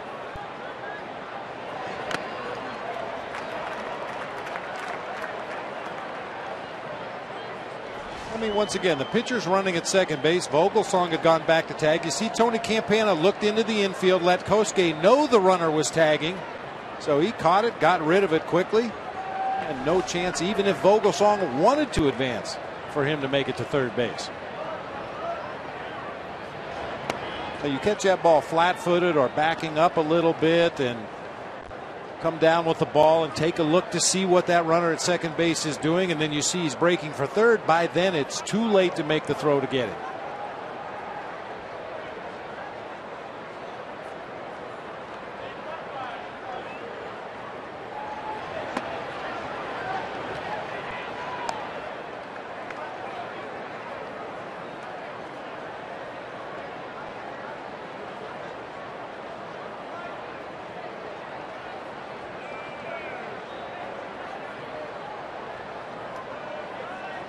Davis ready for a 2-2 pitch. This one down the right field line, and it's going to just make the seats right on that ledge.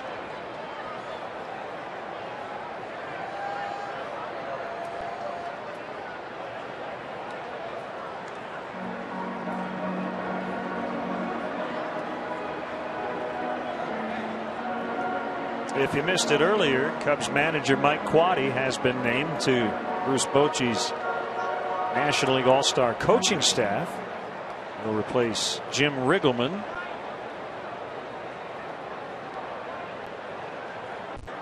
He will join Kirk Gibson, the Diamondbacks manager, and all of the Giants coaching staff as well. 82nd All-Star game in Phoenix.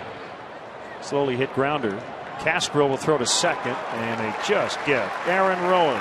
Giants lead 2. It's 6-3 in the fourth.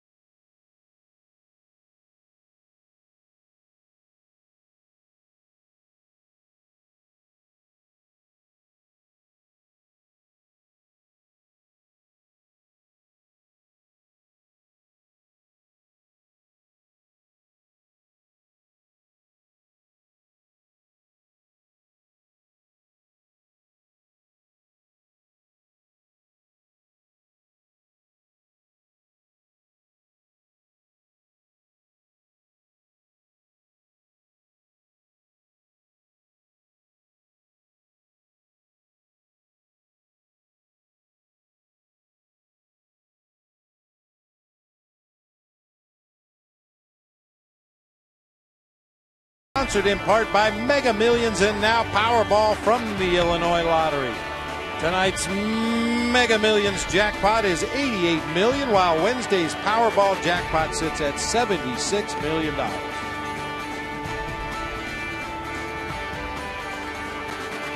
Beautiful weather on this Tuesday afternoon. Make-up date. Giants and Cubs will play a regularly scheduled 7:05 game later tonight. The Giants thought they were catching a huge break with 2 trips to Chicago this year. Every team loves to come to Chicago in the summertime, but all night games except for getaway day, so they won't get to enjoy the city quite as much as in years past when we played all day games here. I'm sure a few of them will still find a way to have a good time tonight. Yeah. Alfonso Soriano takes strike 1.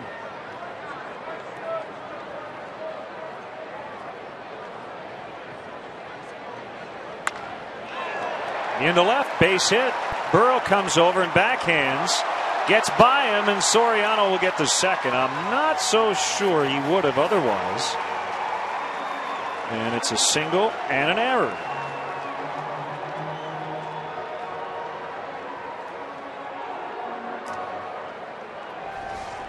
Fourth error of the season for Pat Burrell. Elevated fastball for Soriano. He tomahawks it down in that left field corner.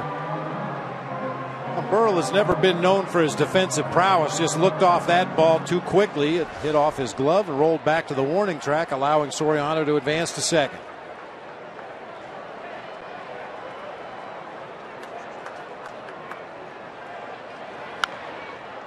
DeWitt fouls back. Nicely done by that Cub fan in the front row of the upper deck.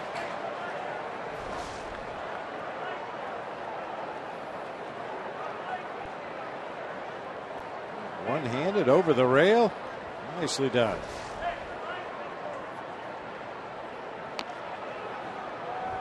You know, Len, I've said it many, many times over the years. These are the best fielding fans in all of baseball. Maybe it's because they're so close to the field. They get so many opportunities to catch foul balls. But we've seen some great plays here at Wrigley, especially in the upper deck.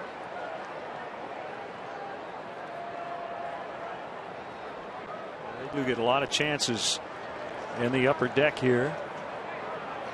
Inside to DeWitt, 1-2. Day game today for the Iowa Cubs, and Marlon Byrd has a double and a homer and 3 knocked in from the leadoff spot. Darwin Barney is 2 for 3 as Iowa leads Albuquerque 10-3 in the top of the 8th. Darwin Barney expected back tomorrow from his rehab assignment. That's golfed into center. Aaron Rowan coming in. He's going to make the catch, and that'll keep Soriano at second. Let's check in on that Cubs minor league report. Iowa trying to win its 7th in a row. Tennessee will be in the playoffs. Slow start 2-3 to the second half. Daytona also won the first half. How about Jeff Lorick? 6 shutout innings last night. Peoria ended finally its 10-game losing streak with a 16-7 win over Wisconsin. For the I-Cubs last night, Tyler Colvin, his 2nd consecutive multi-hit game, had a double, a home run, 3 RBI. Coy Hill tied the game in his first at bat with a home run to right.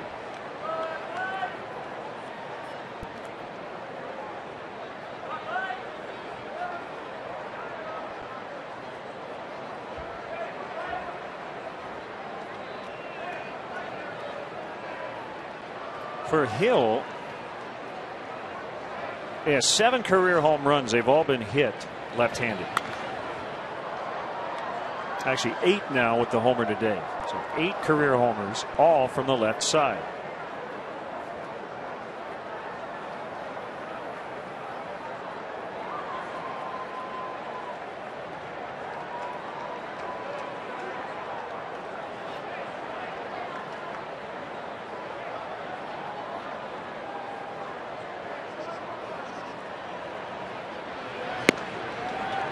Fastball at 92 to make it 1-2.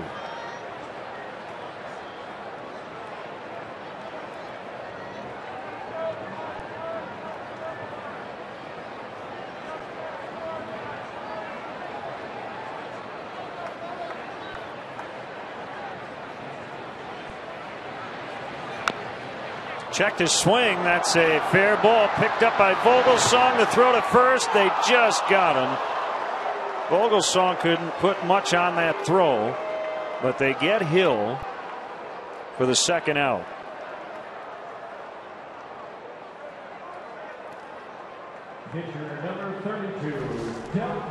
It was more of a push than a throw from Vogelsong. This looks like a bunt up the first baseline. Vogelsong gets to it in good shape, just kind of flicks it out there to Aubrey Huff, just ahead of Coy Hill.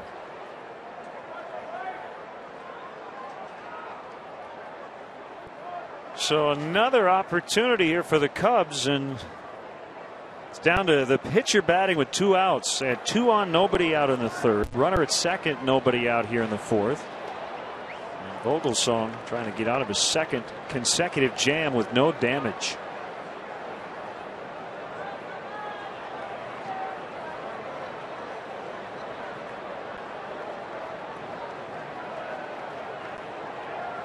Just a little too early, especially with 2 outs, to pinch hit for the starting pitcher. First game of a doubleheader.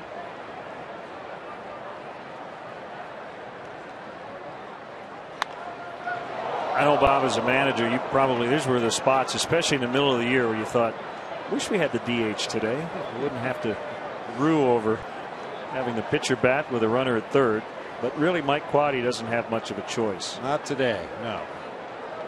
If this was just a regular single game without worrying about game 2 of a doubleheader, maybe you play things a little differently. But when you know you've got at least 9 innings lurking later tonight, you've got to be very judicious how you use that pitching staff in game 1.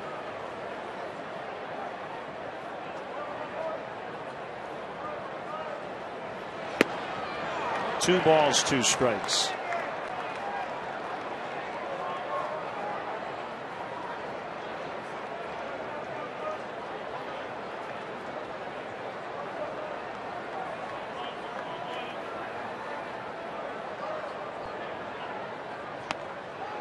He takes a called strike 3, and Vogelsong escapes yet again.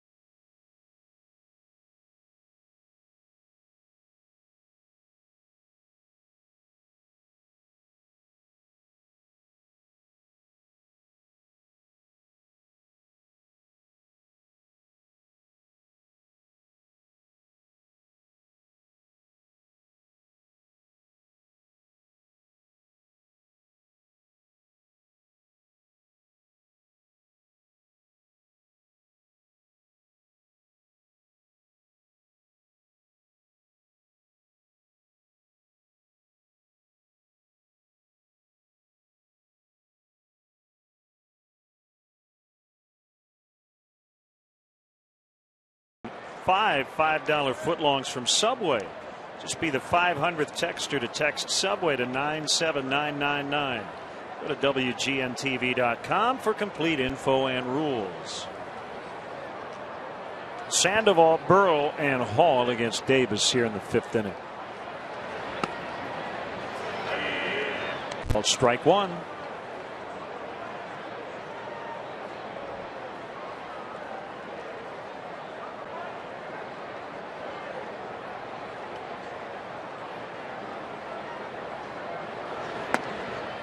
As we peruse the Major League standings, the Yankees and Red Sox, as everyone thought, along with Tampa Bay, battling for the top spot over in the American League East. Yankees with a half-game lead on the Red Sox. Boston's at Philadelphia tonight, and what a great pitching matchup. Josh Beckett and Cliff Lee.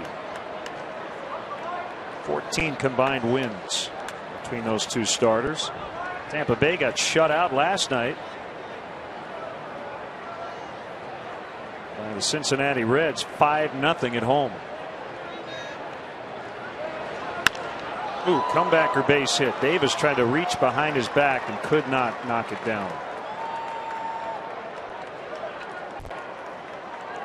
We want to let our AT&T U-verse viewers in Chicago and around the country on WGN America know that during every Cubs home game this season, If you go to channel 780 or high definition channel 1780, you can see a special multi-view presentation that shows you all of our different live camera angles here at Wrigley Field. Pretty cool. So if you want to direct the game along with Skip Ellison, give a look to AT&T UVerse channel 780 or HD channel 1780. Giants for the second straight inning get back-to-back hits to start the frame. Burrell is 3 for 3.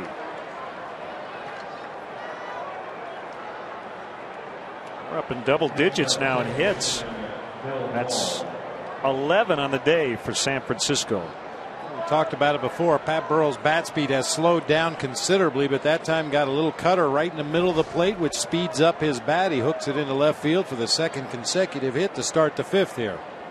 The only guy who's not yet figured out Doug Davis today is Bill Hall. He has struck out swinging and looking.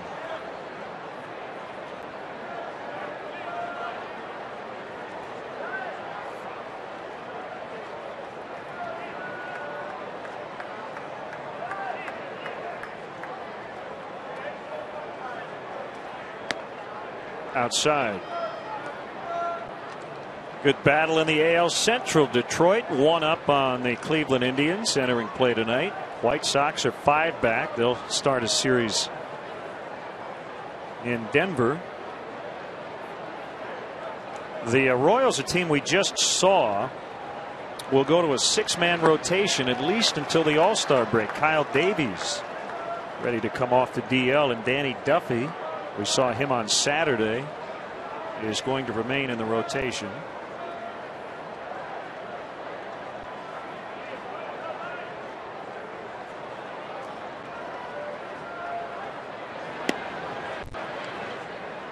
Duffy 7 innings, 2 runs, and a no decision on Saturday. Dodgers have filed for bankruptcy protection after Major League Baseball would not approve its TV deal with Fox. Mentioned the Royals with a 6-man rotation. Bobby Scales going from Iowa to Japan. Well, we wish him the best. Bill Hall checked his swing. Could not hold up. 2-2.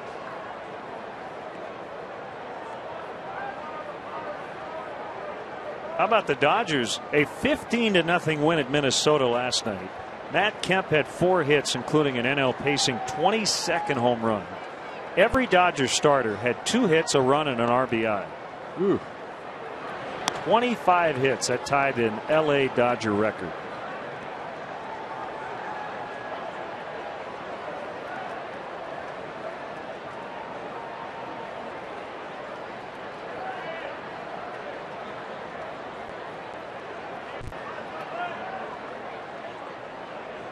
Two to Hall.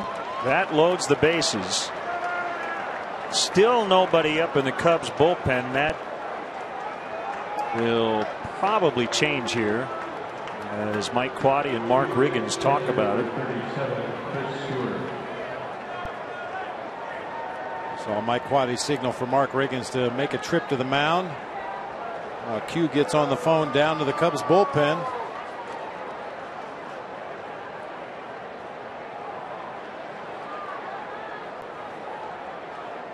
Lester Strode on the other end of that phone line.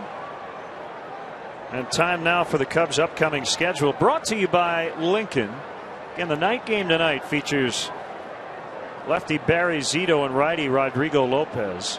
We're on WGN tomorrow night and then Thursday as well. Lincoln, it's not just luxury, it's smarter than that. Feel smarter at Lincoln.com. Rookie righty Chris Carpenter will get up. It seems as though more important, if you get a guy up, you use him in game 1. You don't want to get him hot 2 or 3 times and then use him and then. It just depends on how much he throws down there in the bullpen. I mean, ideally, Doug Davis gets a pop up to the infield here and a quick double play ball. Chris Carpenter will not have been heated up, and at that point you can sit him back down and save him for later in the game. But yeah, if he gets cranked up and ready to come into the ball game quickly, you're almost forced to use guys out of the pen today if you get them up and get them warm.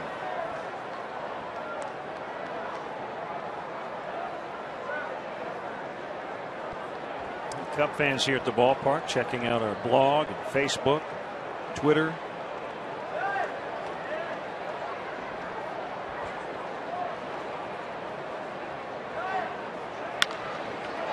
Base hit center field. They'll go station to station as Sandoval is in. Chris Stewart, the light hitting catcher, has 2 hits and an RBI today, and it's 7-3, and still nobody out with the pitcher Vogelsong coming up. Well, and since Mark Riggins has already made a trip to the mound here in this inning, if indeed you think Carpenter's going to have to come into this ball game, you'd like to see Coy Hill or somebody on that infield go out and start to stall for a little more time to make sure Carpenter has enough warm-up pitches to enter this ball game.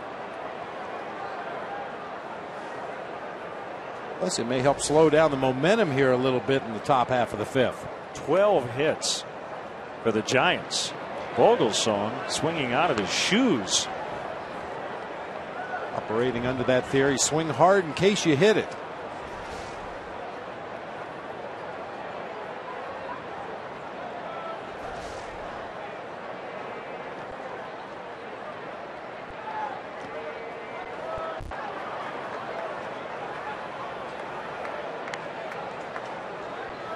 American League West, Texas with a 1.5 lead over the Angels, who handed Davey Johnson a loss in his Nationals managerial debut. 4-3 last night in 10. Nationals have still won 13 of 16. It is foul. Foul ball.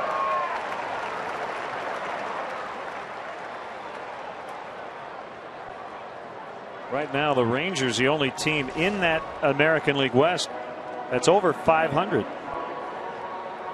Seattle's 39-40, but the Mariners are only 2 games out.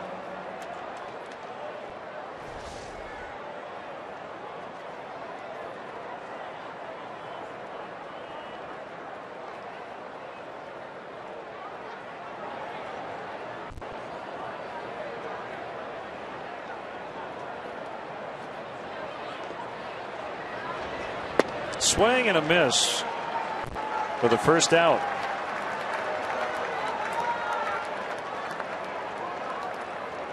Stepping into play, center fielder Aaron Rowan. Most commanding lead in baseball, the Phillies. They look for their 50th win tonight. They have the best record in the game at 49-30 and a 4.5 game edge over Atlanta in the NL East. Here comes Mike Quade, and that'll be it for Davis. It'll be hard throwing righty Chris Carpenter to face Aaron Rowan.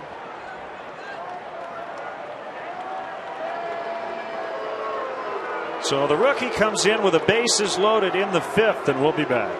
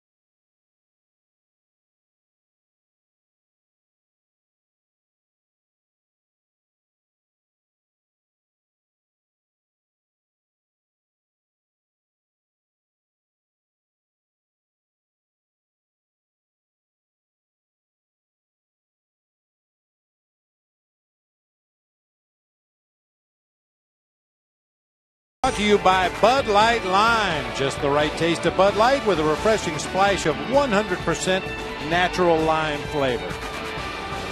Well, what Ernie says, we do. That's right. We follow orders well. Chris Carpenter against Aaron Rowan. We mentioned the drastic righty-lefty splits for Rowan.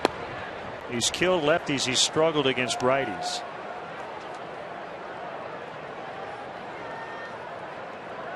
I got to say it. Every time I see Aaron Rowan step into that batter's box, it reminds me of somebody here in Wrigleyville at about 2:15 in the morning hanging onto a stop sign. That is fair. Lots of trouble. Burrow. Hall. Stewart is safe. Just beat the tag of Coy Hill. Aaron Rowan clears him, and it's 10-3.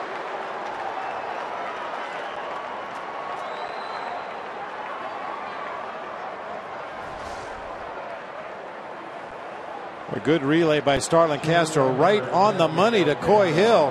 Man, I don't know about that one. It was tough to see from that angle exactly when contact was made on the tag. Coy Hill trying to block the dish there against his opposite number, the catcher for the Giants, and very close play at the plate.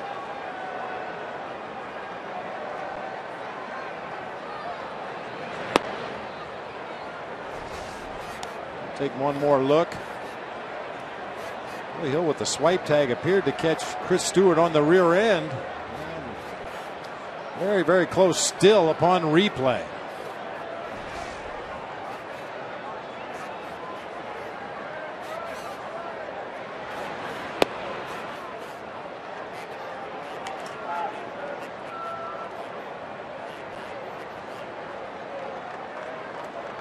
Two and 0 on the free swinging Miguel Tejada.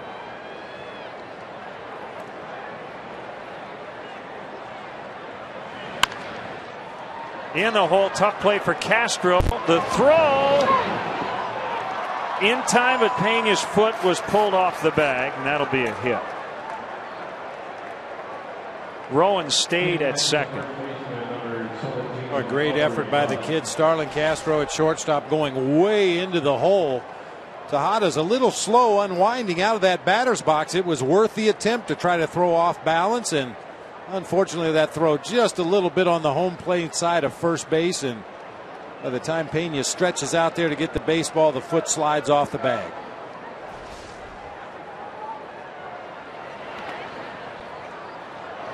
Be a wild pitch. Only one runner advanced. That's Rowan.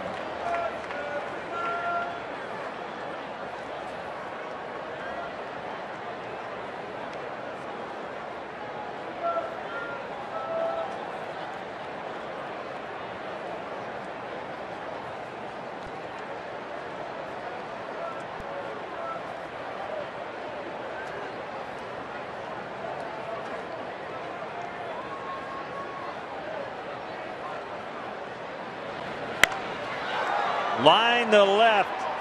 Soriano misjudged it. Couldn't make the catch. 11-3. The ball was sinking. However, he got to the spot and just did not make the catch. It's a sac fly and an error on Soriano.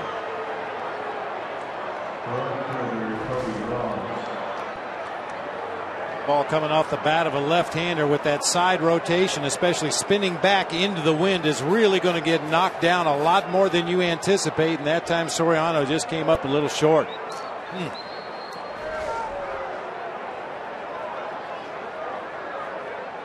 Ninth batter of the inning, Cody Ross. Slider strike.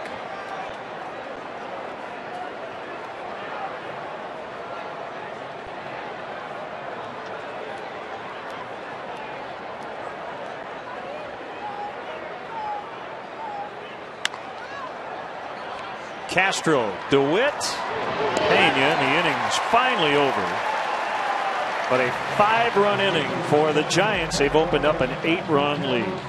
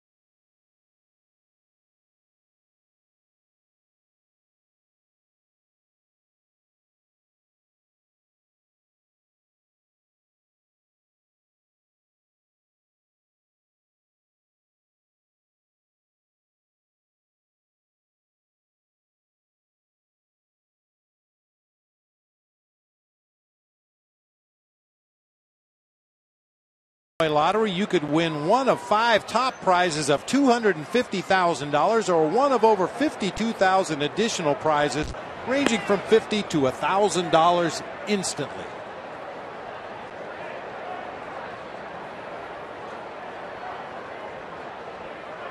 Fukudome leading off with the Cubs trailing now by 8 runs.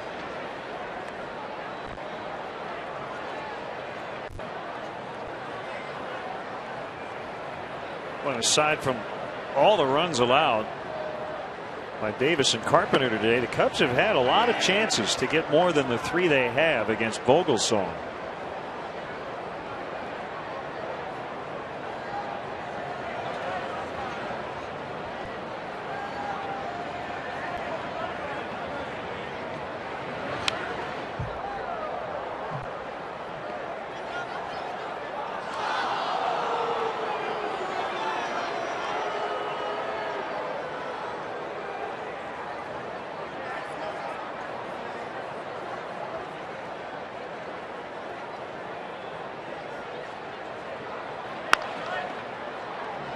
Picked up by Tejada, gets rid of it in a hurry.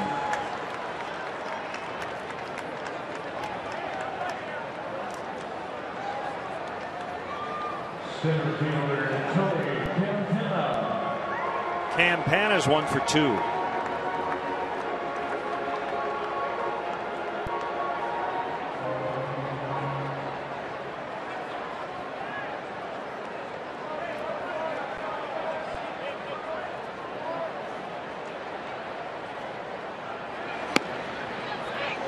And I talk to Mike Quaddy every day and the coaches as well. They have worked extremely hard on all facets. Today, actually, one of the rare days the Cubs did not take batting practice because of the day-night doubleheader. They had that extra game yesterday. Cubs won. So the manager just wanted them to show up, take a few cuts in the cage, and get ready for 18 innings of baseball. Swing and a miss by Campana.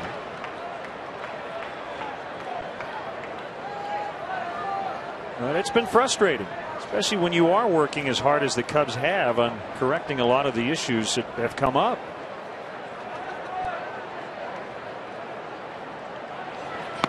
And when you see a team struggle situationally offensively, you tend to, as a fan, ask, well, don't they work on this stuff? Yes, they do at batting practice every single day. You've talked before about kind of the routine and rhythm of a normal round of batting practice. With bunting, shooting the ball the other way, and the like. They get the curveball machine out there a couple times a week. And certainly they do their scouting of the opposing pitching staff. Outfield arms, infield arms. You put it all in that computer between your ears, and then hopefully you go out there during the ball game and take advantage of the knowledge that you've gained and the work that you've done earlier that day in preparation for that ball game. I'll tell you a perfect example, and Tony Campana just drawing the 1-out base on balls right there, along with Bob Dernier and Reed Johnson going over this Giants lineup and where do you want to position yourself as a center fielder. Now, Tony Campana is a starter today, but Reed Johnson, the more veteran center fielder, was involved in the meeting, and they were looking at the spray charts. Where do these guys hit the ball? How are we going to defend them? What if Doug Davis throws a changeup? What if Doug Davis throws a cutter in? And it was really quite a long, involved process just to figure out where you wanted to position your center fielder against all these Giants hitters. So it's not like they just show up and put their uniforms on and run out to their position and start playing the ball game. Unfortunately, sometimes that information that they digest earlier in the day and the work they do in the cages doesn't always translate into game action. I mean, that pop-up down the first baseline, a perfect example yesterday. That's the most elementary play in the game. The catcher's taught to go after every foul ball until he hears somebody call him off. There was a mistake made. The ball dropped. Fortunately, Matt Garza pitched around it and no damage was done. But those are the kind of little mistakes that have to be avoided. There's so little margin for error for this Cubs team right now, as undermanned as they are. They cannot afford to make fundamental mistakes on a daily basis and expect to win.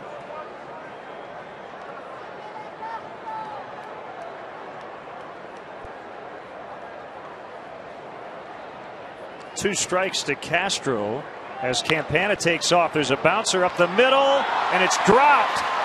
And that's what speed will do for you. Bill Hall was trying to field that ball, and I think he might have been able to get Campana if he had fielded it cleanly. As it is, it's an error. Both guys safe.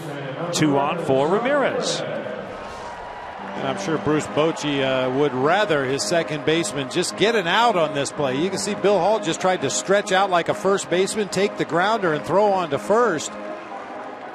Probably a little bit too much to do. Just make sure you get an out somewhere when your team has an 8-run lead in the ball game.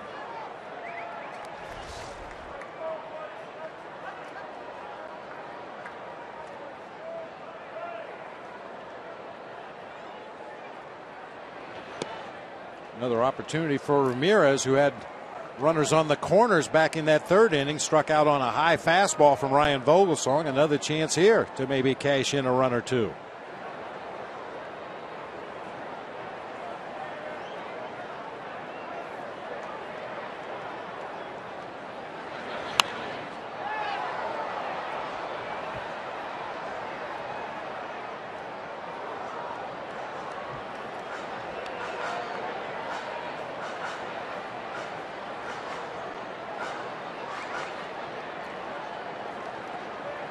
Kind of says it all right there.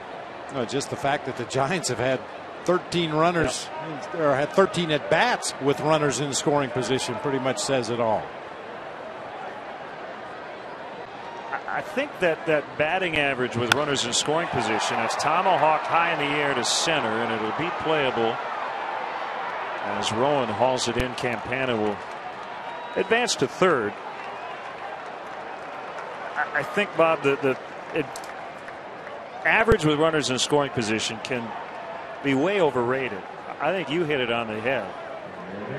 If you have a lot of opportunities with men in scoring position, that's just as important, because if you go 3 for 15 but come up with 2 or 3 big hits as opposed to 1 for 3, the 3 for 13 probably is a better day. You're going to score more runs, even though one team hits 333 and the other team hits 200. Left on base can be very deceiving. Sometimes it's missed chances. Other times it's just piling up so many base runners they all can't score. The Giants have left more on than the Cubs today, and they lead by 8. And as you always say, somebody has to make the outs.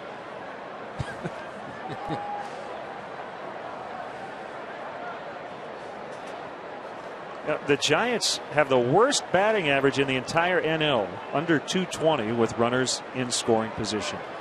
Not today. Go figure.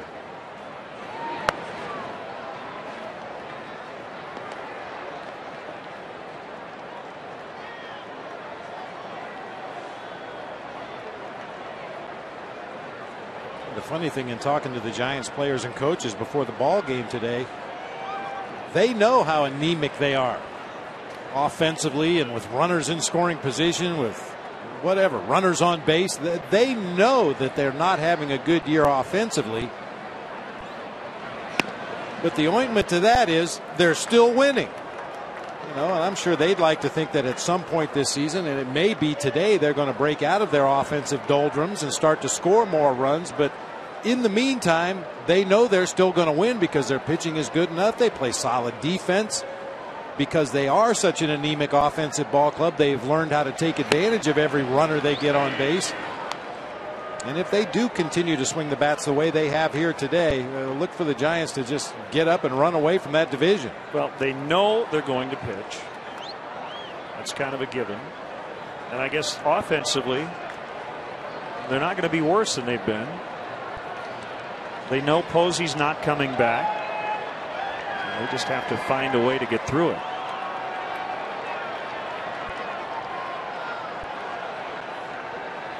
I think certainly Giants fans and maybe some people within the Giants organization are holding out hope that maybe Posey could be back for a possible postseason run. We're told that he's going to spend 2 months in a cast, another month on crutches after that before he can even think about beginning any kind of a rehabilitation assignment. So I guess there is an outside chance they would get their catcher back, but certainly doesn't look good. Dave Righetti in his 12th year as a Giants pitching coach out to the mound. Bases loaded, 2 outs.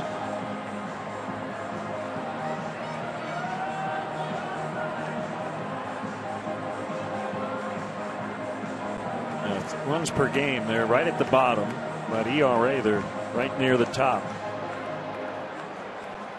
Low stolen base totals because they don't have much speed on the roster. Low home run totals because their home ballpark does not lend itself to the long ball very well. But man, can they pitch.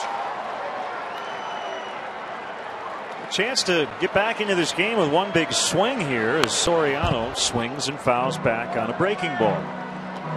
4 career grand slams for Alfonso Soriano.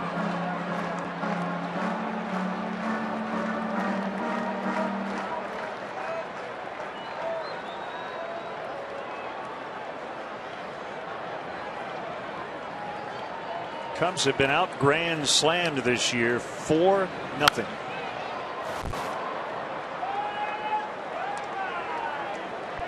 Well, the other part of this, Bob, and this is something you cannot quantify, and that is they're the defending champs. Does that in any way play into a 22-11 1-run decision record? Absolutely. Certainly they found ways to win ball games last year under similar circumstances. Helps to have a closer like Brian Wilson, that's for sure. It's a big part of it. Their bullpen has been lights out, particularly this month.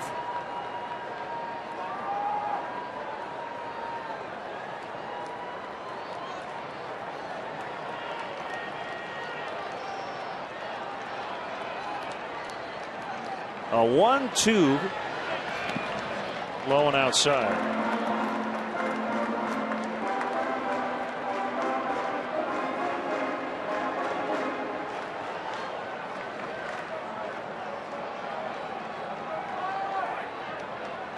Picture perfect afternoon weather-wise. Coming in out of the northwest, and it's been an offensive day for the visitors. Cubs have them loaded here in the 5th. Just missed. Full count, 3-2.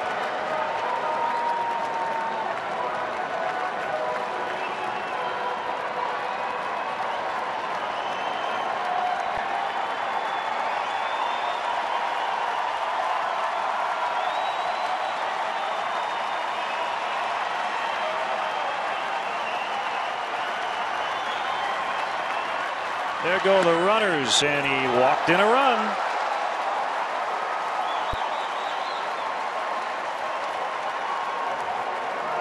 Much more patient Alfonso Soriano here lately.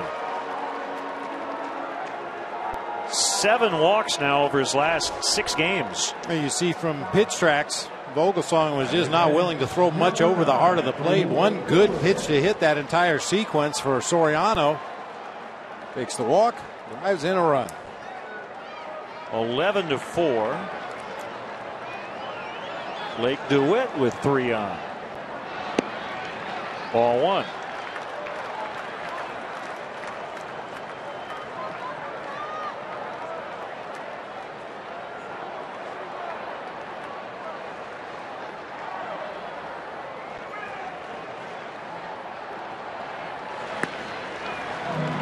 Off the outer edge of the zone.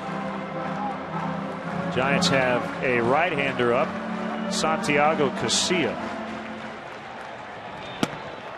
Their bullpen coach looking on, Mark Gardner.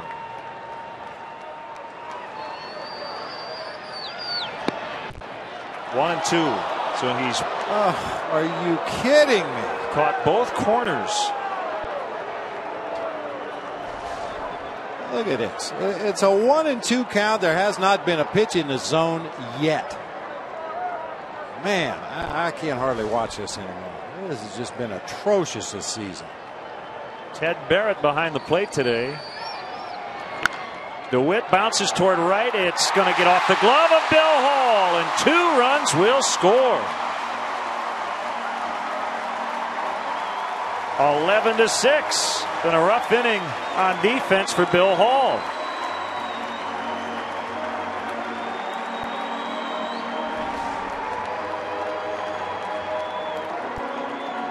It looked like a pretty routine grounder. A few steps to Bill Hall's left. He just kind of got caught in between hops there. Let's buy him into right field. Good base running that time by Pena to chug around and score from second base on what appeared to be the third out of the inning. Number 55, Corey Hill.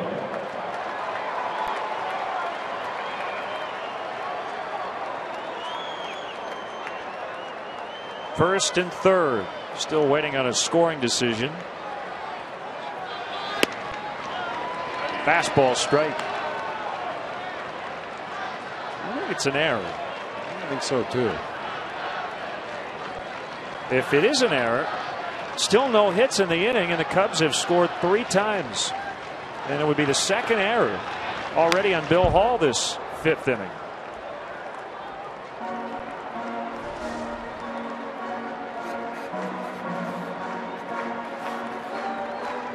The stand corrected. It's a base hit. 2 RBIs for Blake DeWitt.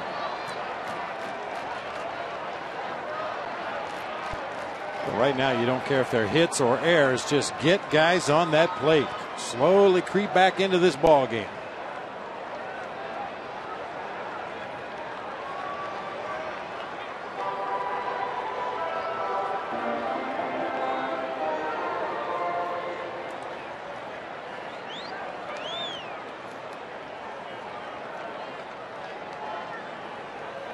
There's a 36th pitch of the inning for Vogelsong, 1-2.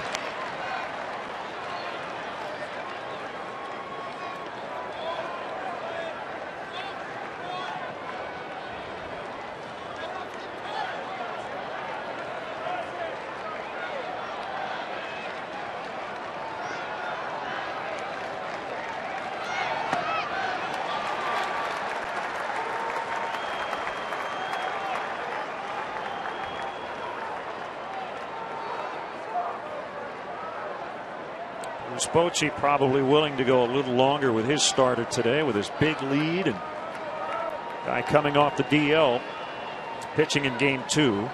Giants bullpen rested, however, because they were off yesterday. Swing and a miss. He got him on the high fastball to end the inning, but the Cubs get 3 and trail by 5.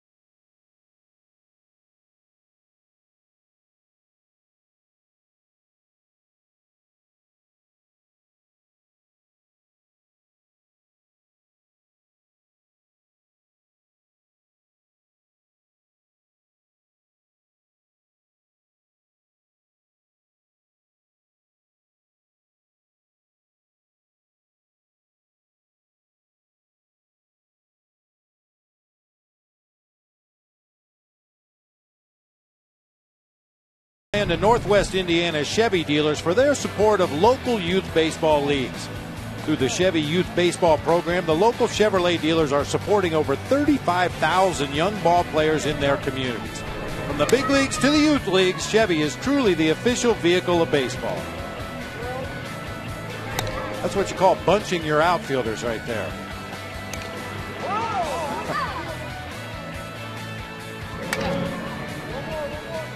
How cool is that? That's pretty cool. Pablo Sandoval leading off the 6th. He led off the 5th with a base hit as the Giants would score 5 times. The Cubs came back with 3 unearned runs in the bottom of the inning.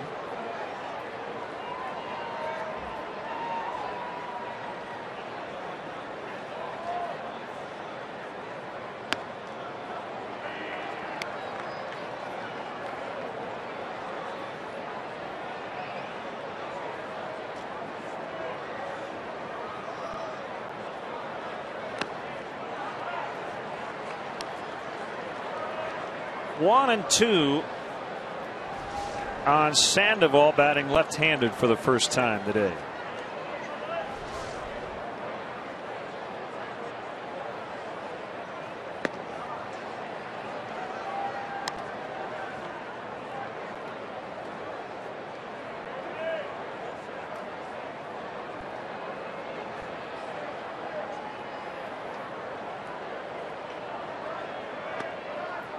Tailing fastball at 95 is wide. Full count 3-2 with Pat Burrell on deck. Big day for Burrell. 3 hits, 3 RBIs, and a home run. He got him.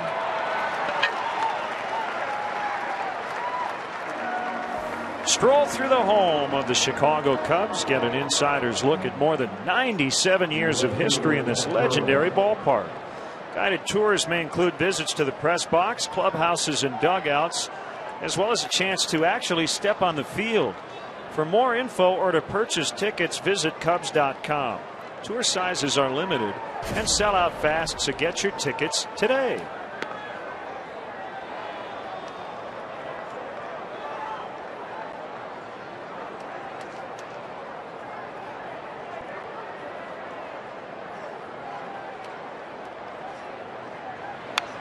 Big swing by Burrell. He fouled it back.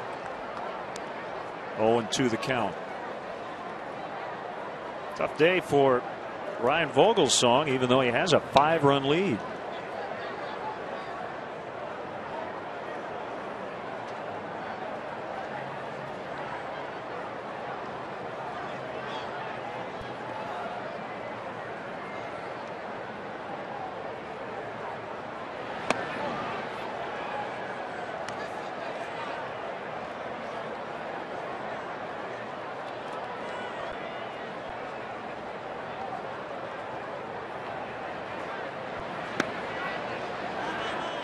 Power slider at 88.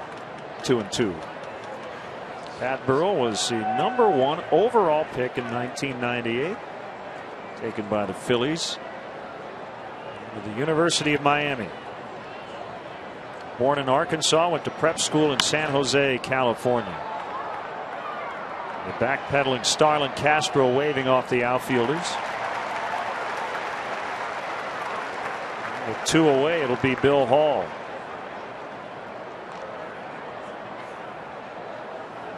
Not quite as sharp today, but his offense has given him a ton of support.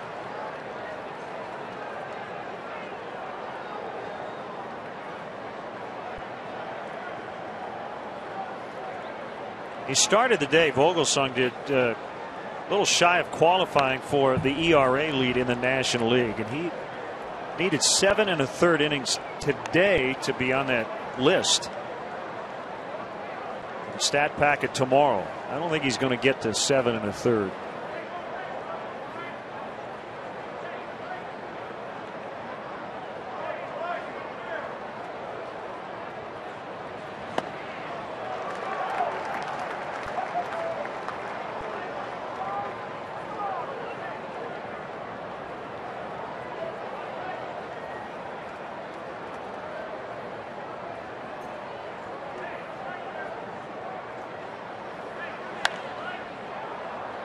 Got to play.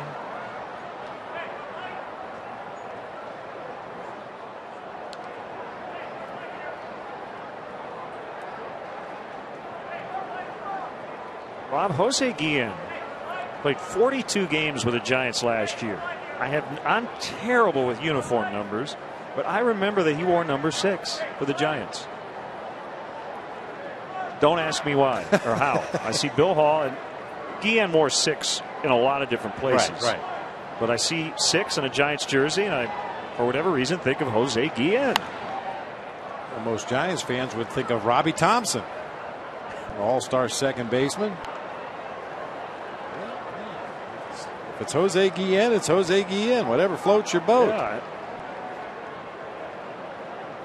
I have a lot of baseball buddies who are just at a steel trap in terms of uniform numbers. You give them a number, they can tell you every Cub who wore that number.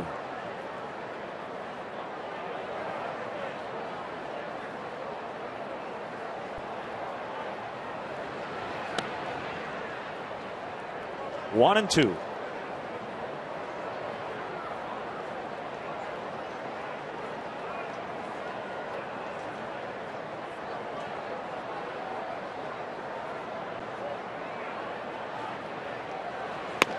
You wore 15 in the better part of your career, but did you not wear 19 at the end?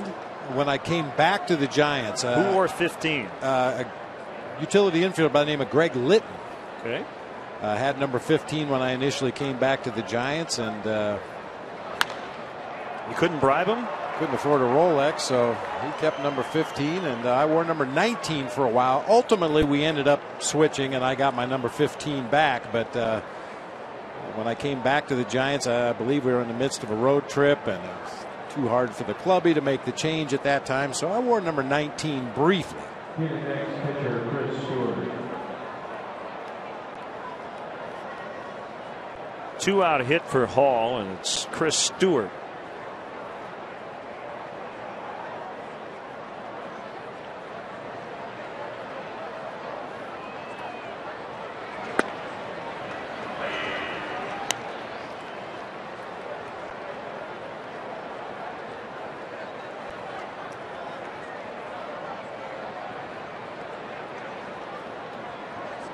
Bill Hall got a big jump. He's going to take second base without a throw from Coy Hill.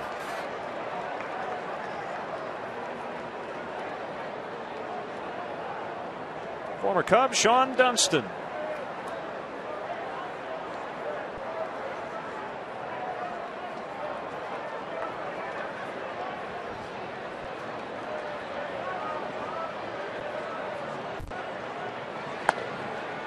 It's high. 2-1.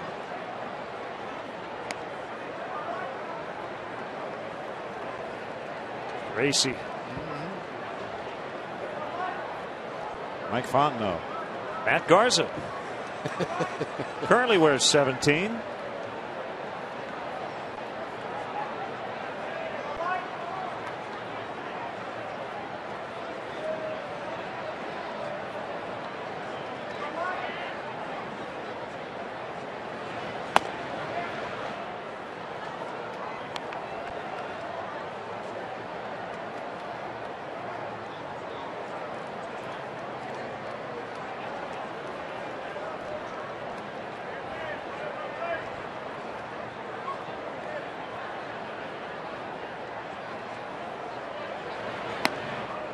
And ball 4.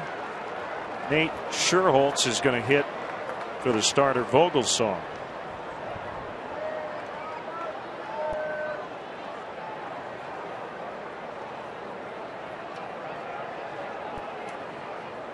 A small thing in the grand scheme of things, but this is exactly what Bruce Bochy was hoping for, to get down to that 9 spot in the lineup so he could pinch hit for his starting pitcher. Had Stewart made the last out of the inning, you either have to make a double switch if you want to bring that pitcher into the ball game, or let your relief pitcher take an at bat to lead off the next inning. So by getting down to that 9 spot, made it a little bit easier for the Giants here. Ladies and gentlemen, pitching for the Giants, number 12, Nate Scherholtz.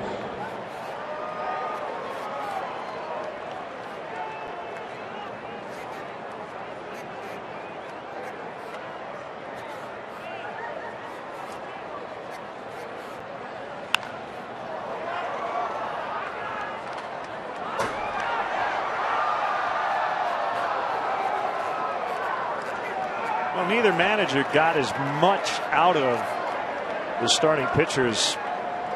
Both Bruce Bochy and Mike Quaddy wanted to. Doug Davis went just 4 1/3. Vogelsong went the minimum 5 to qualify for the win.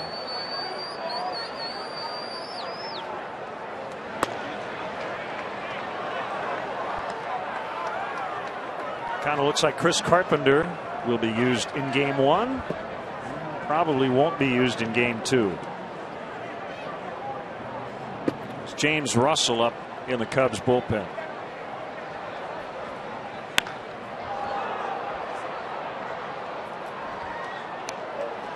Do you have any sort of quantifiable rule of thumb for doubleheaders in terms of relievers and innings pitched, or number of pitches used? There was a cutoff for game 2? Not really. It was more of a subjective thing. I was fortunate to have a couple of relief pitchers that could pitch in both games of a doubleheader. You know, as long as you didn't overextend them as far as the pitch count goes. We had Miguel Batista, who at the time, he could throw every day. And Mike Myers, a left-hander, same way. He pitched both ends of a doubleheader, multiple innings if necessary.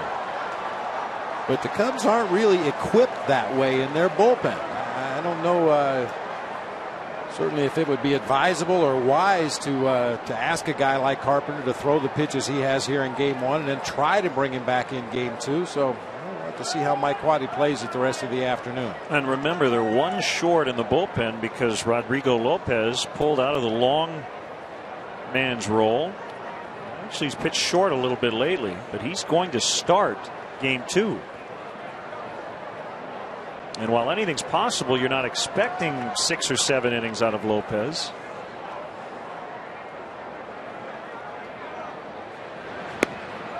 Two and 2. Well, the one thing you did try to do, if you had a stretch of the season like the Cubs are in right now, without any off days, with a makeup doubleheader here today, when you know it's going to be a little bit taxing on your pitching staff, make sure you keep a close eye on your AAA pitching staff and see where guys are scheduled to throw. Base hit out into right center. Here comes a throw toward the plate. It's going to be cut off as Bill Hall scores. This 2-out rally results in the 12th Giants run.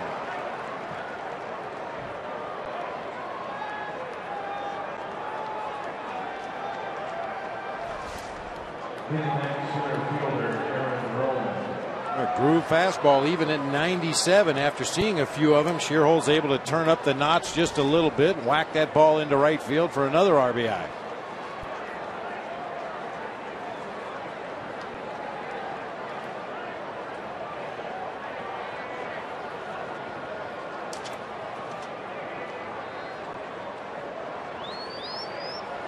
Giants have tied their season high with these 12 runs.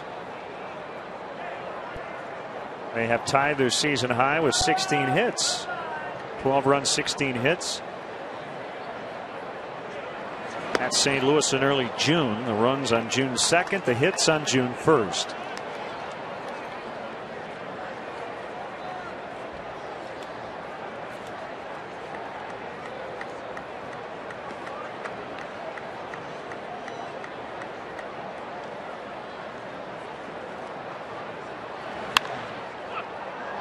Rainbow out to right. This is a tough sun time for Fukudome.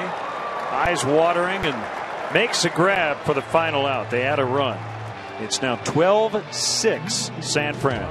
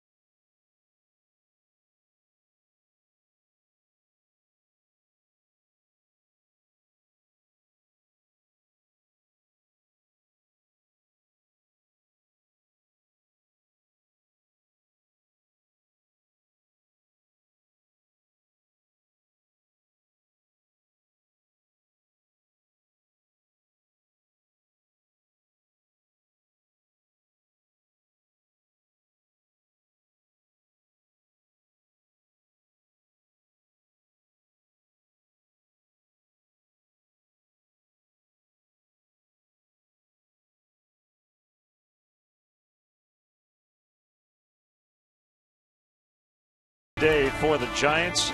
Aaron Rowan from the leadoff spot has reached 3 times, including a bases clearing double in the 5th inning. Pat Burrell also with a big day. The Cubs getting home runs in the 2nd inning from Carlos Pena, who's been hot, and Coy Hill, his 2nd of the year. Visit your local Honda dealer today to test drive the 2011 Honda Cross Tour, available with 4-wheel drive. Righty Santiago Casilla, first Giant out of the bullpen. Doesn't give up a lot of base hits. He will walk batters from time to time. Started the season on the disabled list. He's been really good since returning to action. Giants bullpen with a National League best 18 wins and 27 saves. And they have a Major League leading 1.70 ERA this month. Reed Johnson will bat for Chris Carpenter, and he takes a strike. When you talk about the Giants, it's easy to focus on Matt Cain and Tim Lincecum and Ryan Vogelsong having a great year. Their fine closer Brian Wilson. But man, these guys in the middle for the Giants in that bullpen have really been getting it done.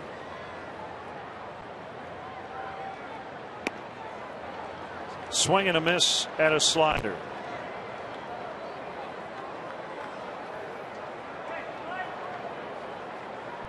Brian Wilson.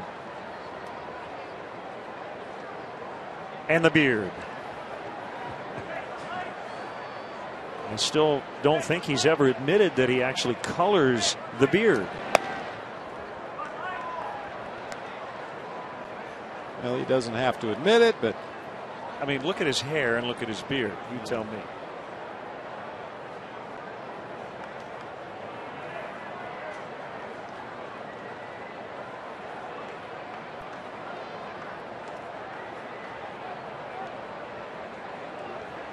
really has taken on a life of its own, hasn't it?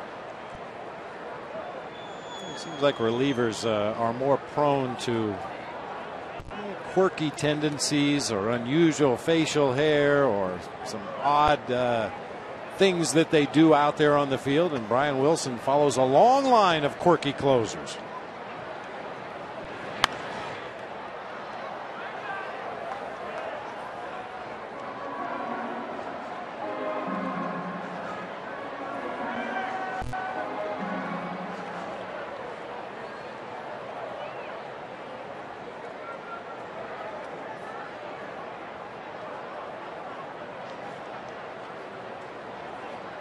One and two on Johnson.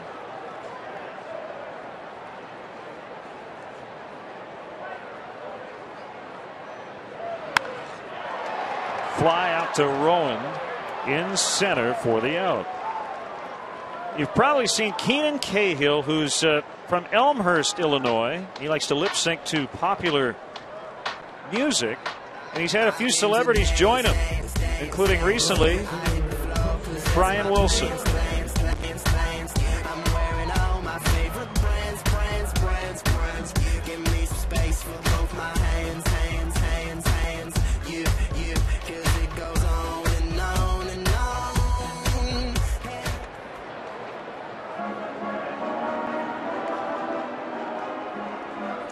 There he is.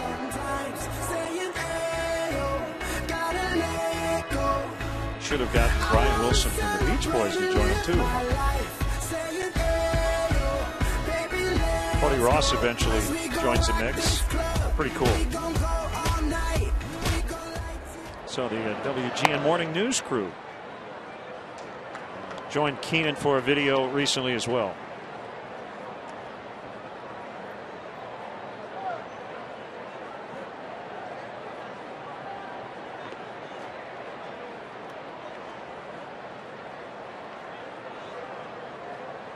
I want to say the original video on YouTube that Keenan made popular was him lip syncing to Katy Perry's Teenage Dream. There's Lucille, Cody Ross.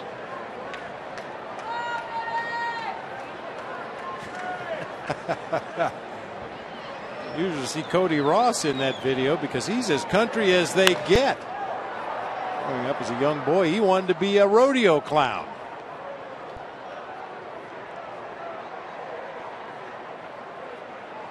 I guess the opportunity to be a YouTube sensation is just too much to pass up, even for a country boy. Song we just saw, Dynamite, by Teo Cruz.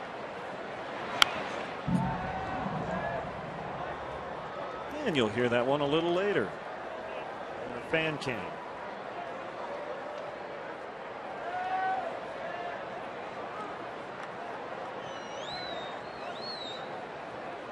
I certainly hope Keenan just wore the jersey just because, you know, the Giants guys joined him, but that he roots for the Cubs otherwise.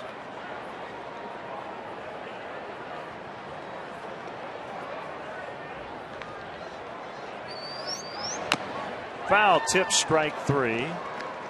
Send Fukudome back to the dugout. 2 down. It's Tony Campana.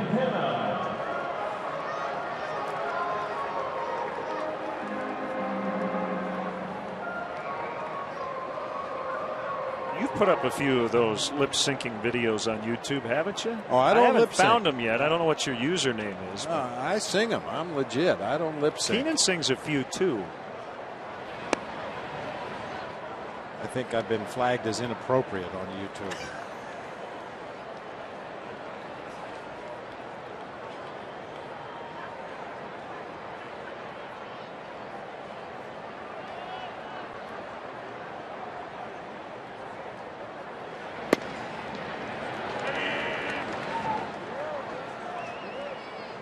Look, you see, nobody on base, pitching out of the set position, which a lot of relief pitchers do.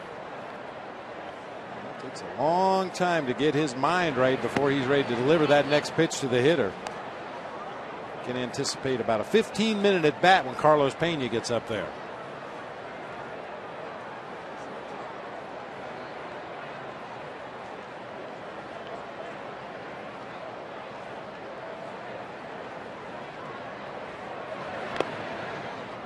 It'll be a little busy around the ballpark in about an hour.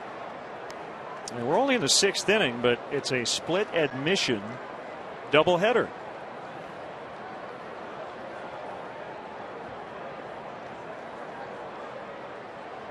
You see, there'll be a fair amount of fans here at Game 1 who will be back for Game 2.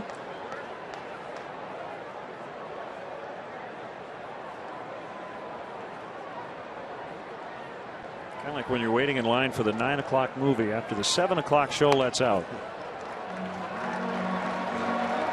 Campana's been on 3 times.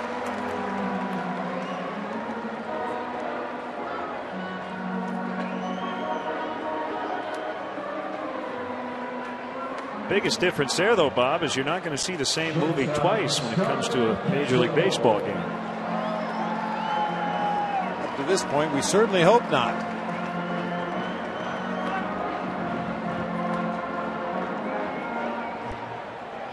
Well, I'll tell you, the scheduled doubleheader back in the day, of course, that's a long gone thing where you actually paid one admission and got to see 2 ball games. That was quite the treat. I was growing up. There weren't a lot of scheduled doubleheaders, but anytime there was, we jumped in the car and took full advantage of that. Shooting up to Cleveland or down to Cincinnati or over to Pittsburgh.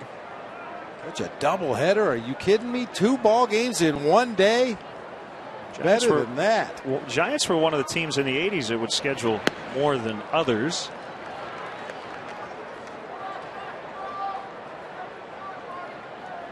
And you often had the twine night doubleheader that would start at 5:30. I remember in Detroit they started them that late.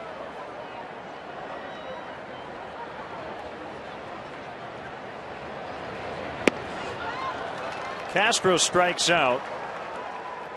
And the 6th inning is in the books. All Giants here in Game 1.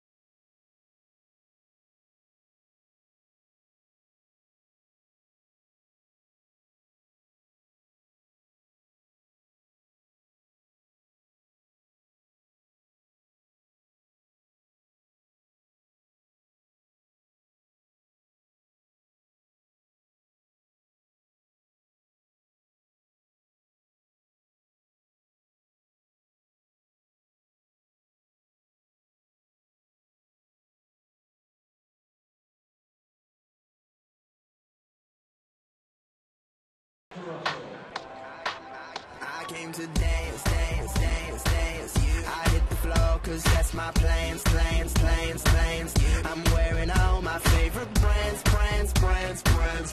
Give me some space for both my hands, hands, hands, hands. You, cause it goes on and on and on. And it goes on and on and on. Yeah, I throw my hands up in the air sometimes, saying, ayo, gotta know. Dynamite. That's Teo Cruz, and that's our Bud fan cam. Great times are waiting. Grab some buds. Bob was lip syncing in the booth. We just didn't have a shot of him. Reed Johnson stays in. James Russell goes into Tony Campana's spot, which is a 2-hole. Tejada fouls off, nothing in 2. Future Hall of Fame hockey defenseman Chris Chelios will conduct the stretch coming up.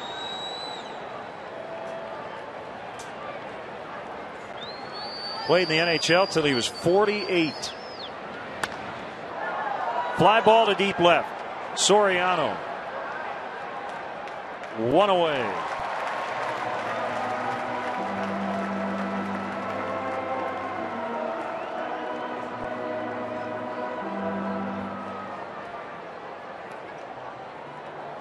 First baseman Aubrey Huff. Second straight inning, and the only 2 innings in which the Cubs pitching staff has retired the Giants leadoff man.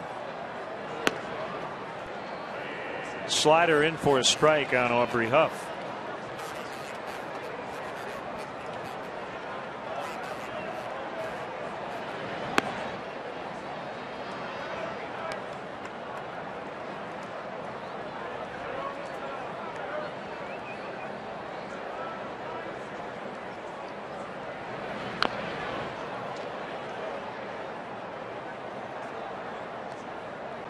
Double switch with James Russell entering the ball game just to buy a couple extra spots in that batting order. You definitely want James Russell to go multiple innings in this ball game here, and the further away you can keep him from the plate, the better. So Mike Quade goes with the double switch, leaving Reed Johnson in center field in that 9 spot in the lineup, and inserting James Russell into the 2-hole where Tony Campana was hitting.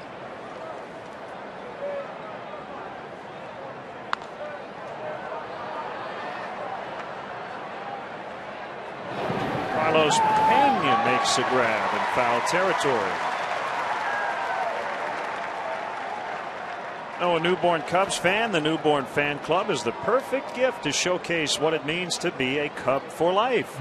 Receive a customized photo announcing the birth on the Wrigley Field marquee, a Cubs birth certificate, Cubs baby stocking cap, and a Cubs Rookie of the Year onesie. Perfect for parents and friends alike. Visit Cubs.com for more information and to sign up today.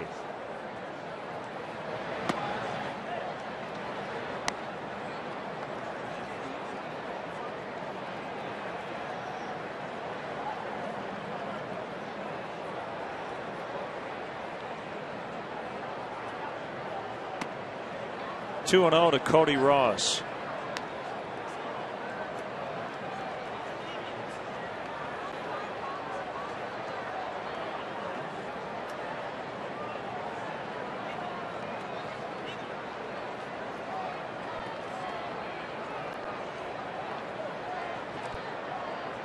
Blackhawks captain Chris Chelios coming up with a stretch.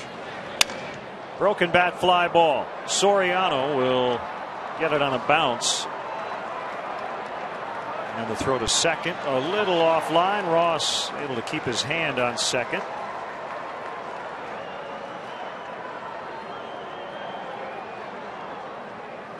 Third baseman Pablo Sandoval. Season high in hits for the Giants.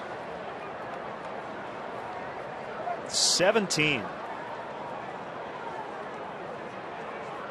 You never know, this Giants ball club has been struggling offensively pretty much since opening day. By watching this onslaught today, everybody in the lineup swinging the bats. They've hit some balls hard, they've hit some balls soft. They all seem to be finding holes. Guy who would love to be involved right now but isn't is former Cub Mark DeRosa. Surgically repaired left wrist, continuing to give him problems. Well, we've talked about it many times in the past, referring back to Derek Lee's wrist injury. It just always seems like the hand and the wrist area take a lot longer to recover from than you anticipate. Castro out with Soriano. It'll be the left fielder for the grab. Chris Chelios with the stretch. Today's guest conductor for Take Me Out to the Ball Game, former Blackhawk great Chris Chelios. All right, Chicago. First of all, I want to wish John Cusack, Chicago's own, a happy birthday. And Keith Magnuson and Bob Probert's families, all the best. We're always thinking of you. Okay, Chicago, let me hear you. A one, a two, a three. Take me out to the ball game. Take me out to the crowd. Buy me some peanuts and Cracker Jacks. I don't care if I ever get back, 'cause it's root for the... If they don't win, it's a shame, 'cause it's... You're out at the old ball game. Let's get some runs here, guys. I love you, Chicago. Thank you.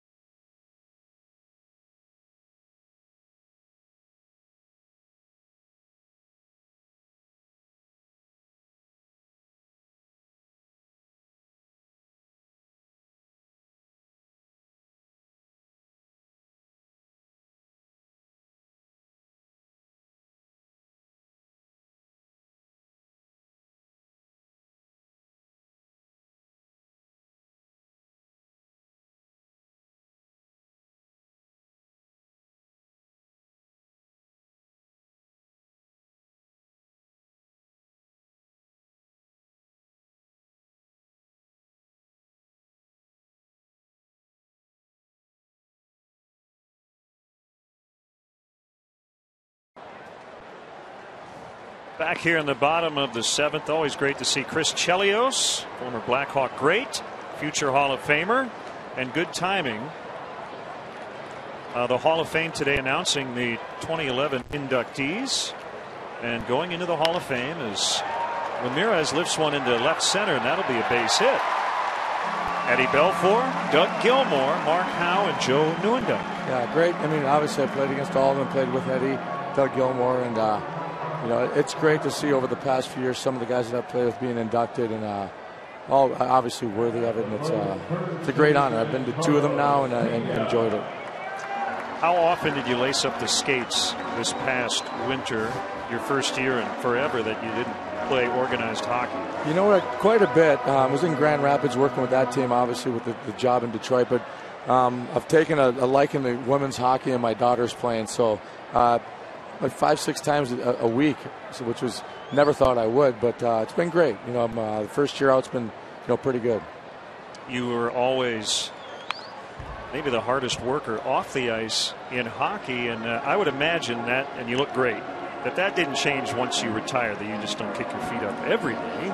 No, I mean, I got two boys my age, or not my age, I should say, but college, going to Michigan State, and they see me working out. It's pretty tough for them to not work out themselves, so I'm trying to lead by example. And I actually have a daughter going to Northwestern next year playing women's lacrosse, and congratulations to their team again, and Kelly Amante for what they've been doing over the past 10 years. But no, it's I think it'd be crazy. I can't sit in the couch. I don't ADD, whatever it is. One strike on Carlos Pena. You've got a milestone birthday coming up in January. You'd never know it again. I mean, you played until you were 48. And did you have any regrets when you eventually did hang him up? And we talked to you really when you made that decision last year. No, I always knew people the last 4 or 5 years. I knew when it was time to retire. I think the biggest thing was not, it's not so much that I had to be a top caliber player, just not hurting the team, not embarrassing myself for the team. And I think, my last shift actually against the Chicago Blackhawks in the NHL was a really good one in the playoffs. So at least I get to sleep on that one. So no, it's been great. And, the fact that I'm still, working with the team, it makes the transition a lot easier.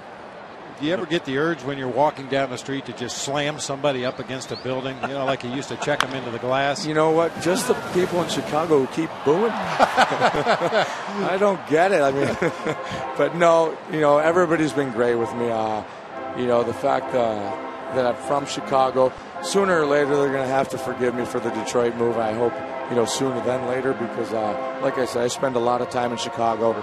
And at the end of the day, everybody's really gracious and nice to me. You guys in Chicago at the Cubs games and, coming back here, give a real warm welcome. By the way, the record, Gordie Howe played until he was 52. I would have a hard time believing that'll ever be broken, but I suppose you never know. No, I don't think so. I might have been the only one other crazy enough to try and play until I was 50. But, no, I mean, and the good thing is it was a Detroit player in Gordie, and I get to see him. Which is great. I mean, I grew up watching Bobby Hull, Stan Mikita, and, the original 6 teams, and I was fortunate enough to play for 3 of them and get to know all those players. 3-2 on Carlos Pena, nobody out.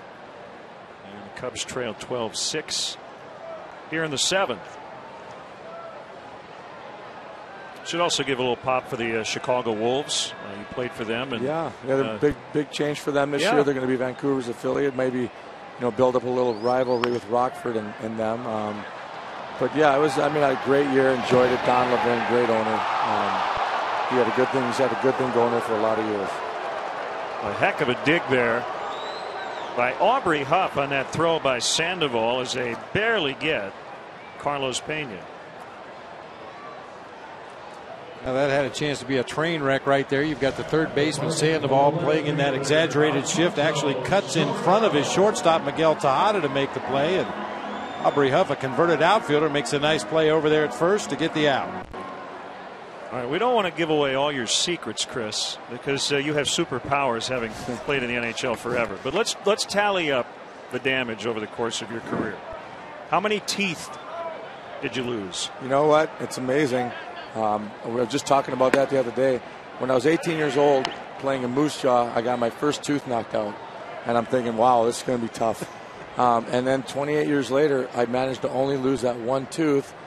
And then the sad story is I went to the dentist the other day, and he grinded down my real teeth because I was having such problems with sensitivity with hot and cold. And I almost started crying when I looked in the mirror when he grinded down my real teeth and put in these 2 fake ones. So, but no, I did pretty good in that area. Few scars, but add to the character. Yeah. And you have any good stories in terms of the scars? That ball was foul. Sandoval just let it go, and it got by 3rd foul. You know what? I don't, because the problem is I could name every one. This was done by my own teammate Craig Ludwig on my cheek. Okay. My nose was done by my own teammate Brian Muir. And my mouth was done by Dirk Graham, my own teammate. So there's no good stories. They were all done by my own guys in warm-up or some kind of stupid, whatever happened. But I chased one guy around the ice, thought he did it, Keith Kachuk. And then I found out in the middle when I was getting stitched up in the middle of the periods that it was my own guy. So. And did you had to wear a visor with the Wolves, right? No, yeah, I did. Is actually. that the only time you did? Well, college. I wore a mask in college, but that wasn't a problem. The referees, because I guess I got grandfathered in, I was allowed to wear it, barely over my eyes, so it wasn't an issue. 2-2 on Alfonso Soriano. Yeah, you were never afraid to stick your nose into the scrum in the corner. Yeah, but look at my nose now. But like you said, it wasn't from an opponent. You ought to see the other guy, though. Well, I didn't tell you about the broken ones. Those were. But yeah, how many bones did you break if you could add it up? That I can't. I would never be able to tell you. If I can, for a second, I just want to say thank you to Eddie Vedder's in town, doing a couple shows at the Chicago Theater, and yesterday at Stanley's we did a fundraiser, raised about $170,000.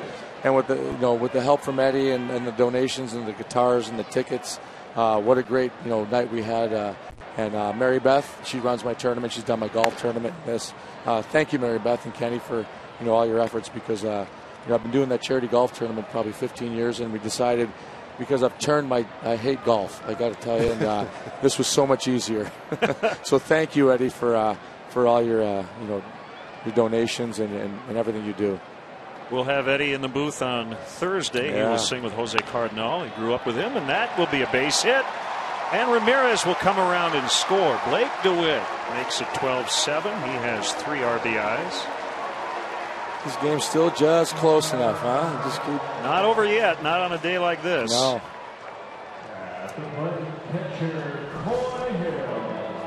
We saw you hanging down there in the front row by the Cubs dugout with your buddy John Cusack. Yeah, another Chicago native from Evanston. Great career, obviously. Johnny's been doing it since he was 16, and I know his family's in town. It's his birthday today, so they're all planning on going out for dinner tonight. But good friend. He loves baseball. Obviously I'm a South Sider, so I got that Sox Cubs thing going. No one understands that you can cheer for both, but I have been for a long time. Going to have a double switch as Bruce Bochy comes out and will make a change. Chris Chelios, always a pleasure to see you. Glad you're enjoying retirement somewhat as you're working with the Red Wings front office, but always great to see you back in your hometown. Thank you very much. Thanks, you Good guys. seeing Great you, Chris. seeing you guys, too. Thanks, Chris. Okay. We'll be back.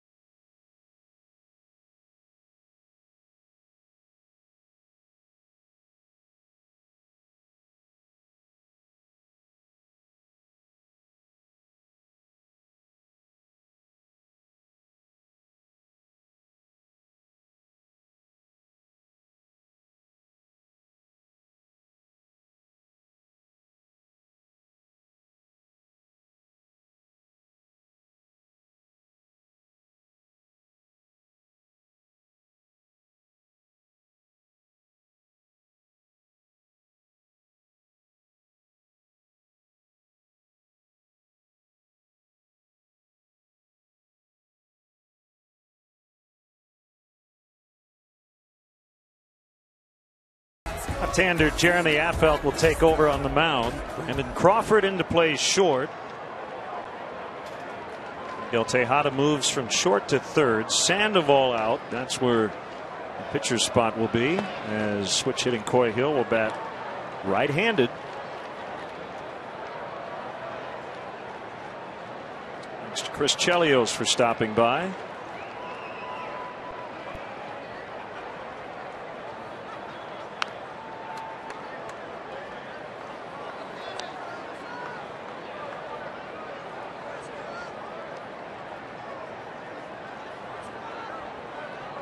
Cubs with a run in, still trailing by 5 here in the 7th.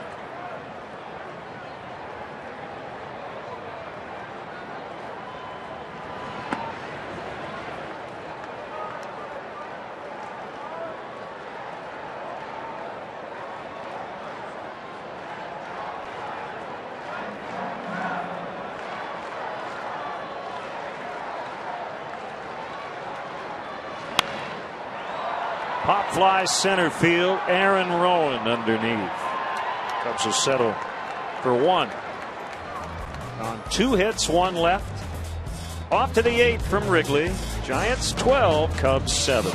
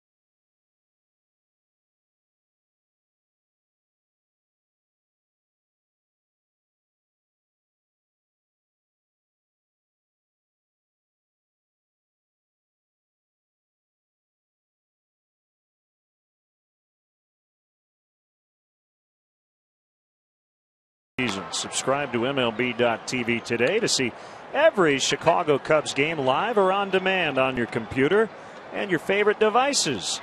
Visit Cubs.com to order and get more details. MLB.tv, baseball everywhere. 19 runs on a combined 25 hits.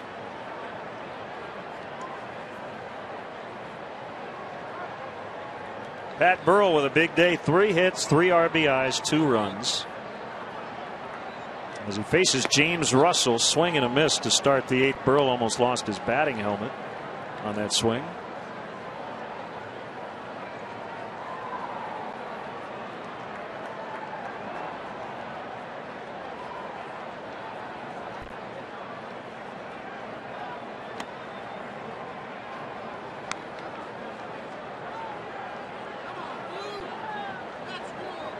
Pitch must have caught a piece of Burrell's bat right there. You clearly see the indication by Ted Barrett. The home plate umpire held up his left hand and then kind of chopped his right hand across it. That's an indication that it was a foul tip.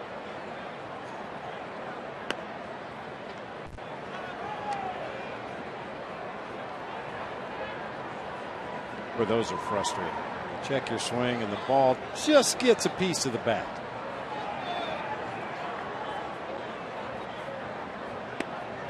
He got him on a curveball.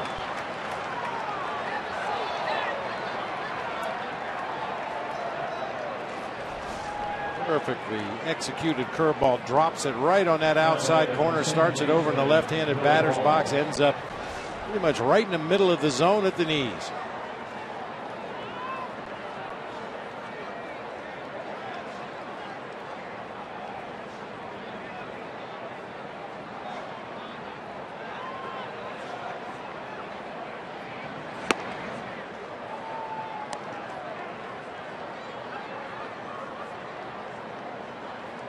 Tough break for the Indians. Shin-Soo Choo missed up to 2.5 months and left thumb surgery today after the break of that thumb. That was Friday night against the Giants in San Francisco. Giants third base coach Tim Flannery played for the Padres back in his playing days. An accomplished musician, Len. I know you know this. He's released 10 albums. He's played with the likes of Jimmy Buffett, Willie Nelson, Jackson Brown, Bruce Hornsby, Linda Ronstadt. I was talking to him about music before the game. He actually played a gig right up the street at the Uncommon Ground not too long ago. That's a great place. Yeah, he has a lot of friends in the music industry, obviously, as Kosuke Fukudome squares up and makes the catch out in right field. And he was invited to come along and be the opening act for a friend of his who was touring around the Midwest playing some smaller venues, and had a chance to play over at the Uncommon Ground. He loves the music scene here in Chicago.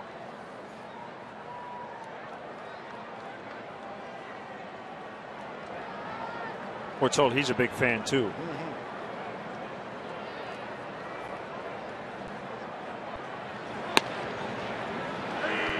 Chris Stewart looks at a strike.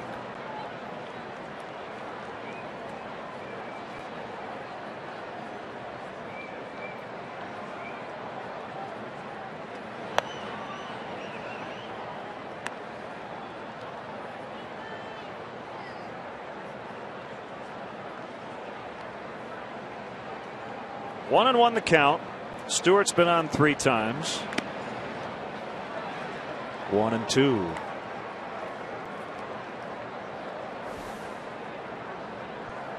One of his CDs, Highway Songs. What's he playing there? Not quite sure. A lot of his music, very much an Irish tilt to it. James Russell works the first 1-2-3 inning by a Cubs pitcher in this game.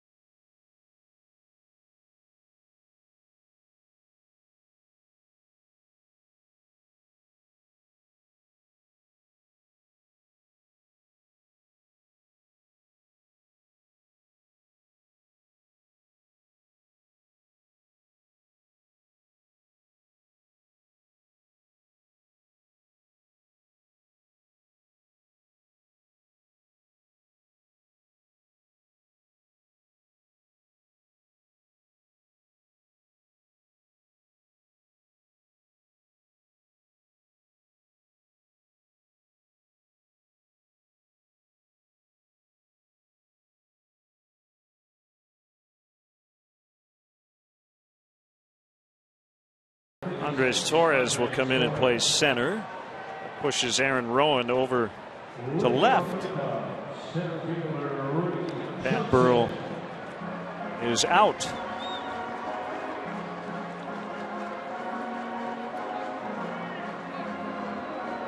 Reed Johnson, who pinch hit in the 6th, stayed into play center, will lead off the Cubs 8th. 12-7 San Francisco. Yeah, Reed hit the ball hard back in the 6th. A line drive to center field, unfortunately right at Aaron Rowan, who was manning center at the time.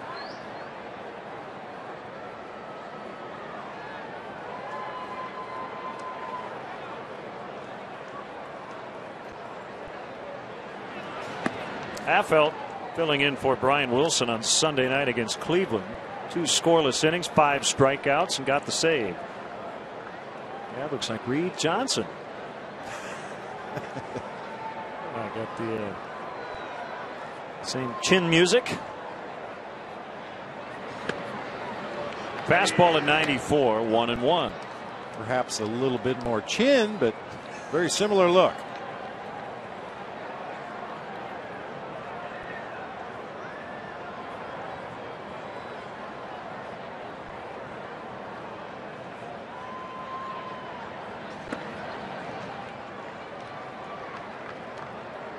That's an interesting pitch against a guy who crowds the plate, because Reed really moved off the plate away from that pitch, but it wasn't that far inside.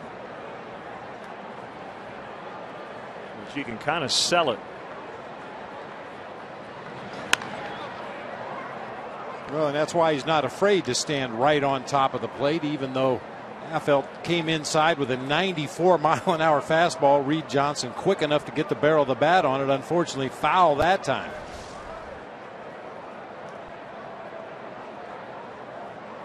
That's 94 right on the inside corner, and Reed buggy whips that ball down the third base line.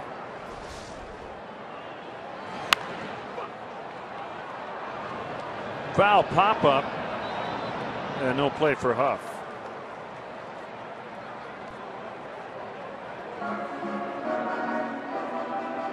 $39,157 the paid attendance for this makeup game. And again, we have game 2 coming up a little later.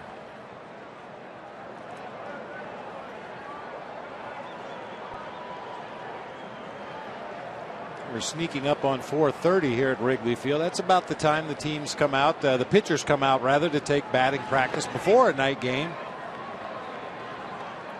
I don't think the Cubs will take BP in between games. And the Giants hit before game 1, so they probably won't hit either.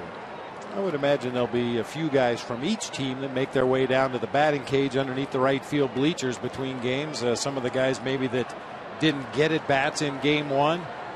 They're down there just to break a little bit of a sweat. Get loose for game 2.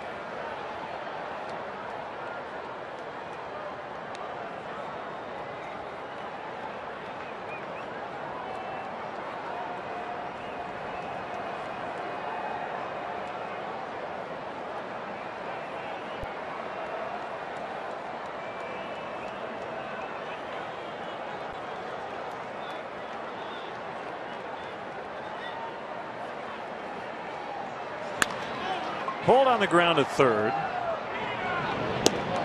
Miguel Tejada makes the play. Let's step aside and see what's coming up on WGN.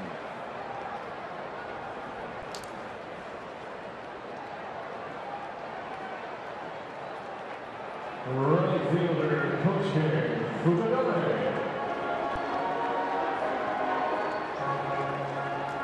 Glenn and Bob on a WGN crew from beautiful Wrigley Field. Ramon Ramirez playing catch in the visiting bullpen. Kosuke bats lefty against lefty, and he taps one on the ground to Huff. That'll be 3 unassisted. With 2 gone, Jeff Baker will bat for James Russell, who was by far the most effective Cub pitcher over the first 8 innings. 2 scoreless innings, 1 hit, 1 strikeout.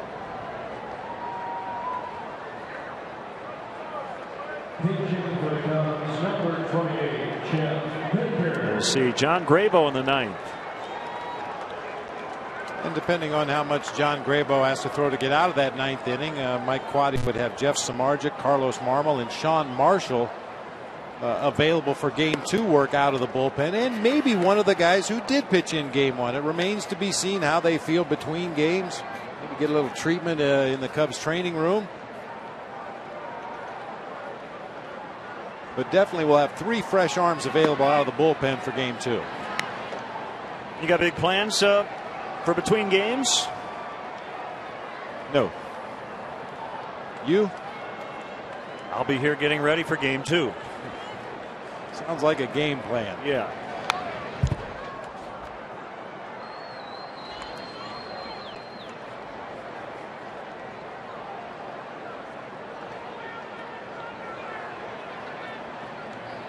Get caught up on some fan mail. Well, you've got boxes of unopened mail. You have people for that, right? Yeah. Yeah, right. We have a small box of fan mail. It's kind of interesting. Fans might find it interesting. You know, you go into any major league clubhouse and every guy gets fan mail. But the superstars, they don't even have a slot in the mailbox. They have a box on the floor that's the size of a packing crate. You know, the Buster Posies of the world and the Tim Lincecums, guys like that, they get boxes and boxes of fan mail, whereas, you know, maybe the 25th man on the roster or the 5th outfielder on the team, you may get a couple of requests every homestand.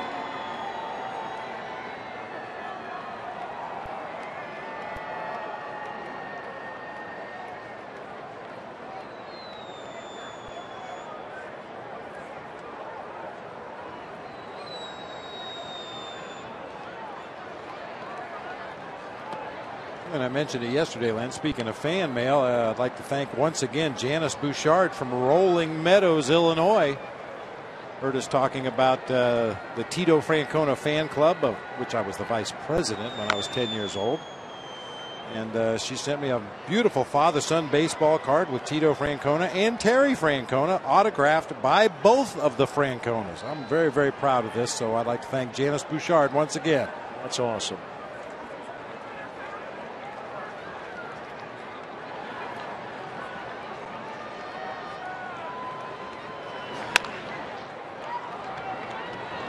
Crawford, the shortstop, makes the play. It's Brandon Crawford.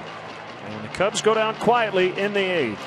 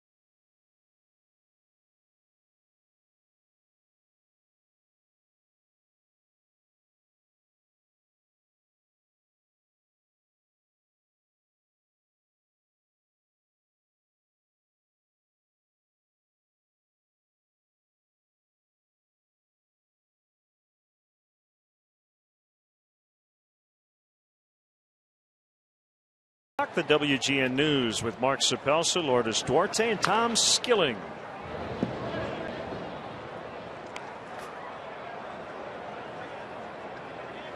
Left-hander John Graybill. Facing the shortstop Brandon Crawford. Left-handed hitter.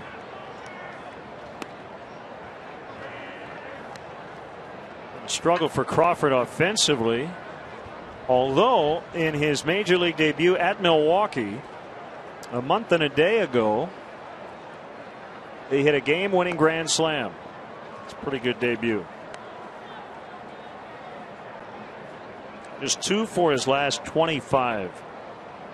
He came up from High A San Jose on May 26th. Swing and a miss, strike 3.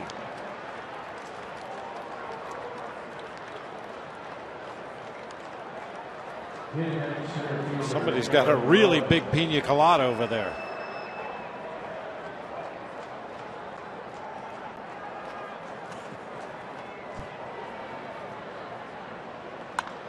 Rowan swings at the first one, and it'll be Reed Johnson with a waist-high basket-like catch. 2 quick outs.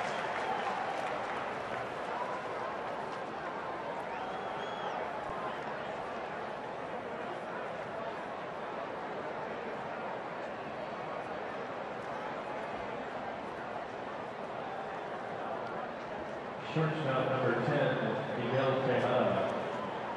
Tejada with a couple of hits. Big day for the Giants offense. Rowan, Tejada, Ross, Sandoval, Burrell, Stewart, all with at least 2 hits. Burrell had 3.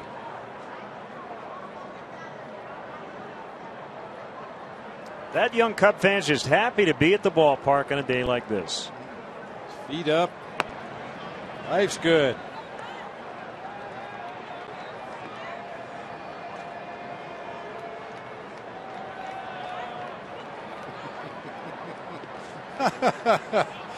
Oh.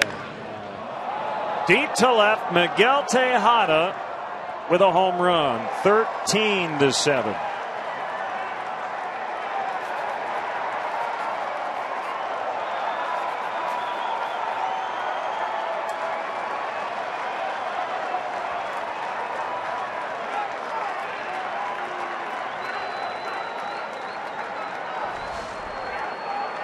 That's some service right there. You hit a home run into the left field bleachers, and before you get back to the dugout, the home run ball is there waiting on you. Absolutely crushed. Once again, the wind blowing from the left field corner to the right field corner, but we've seen 2 missiles hit the left field today right through the wind.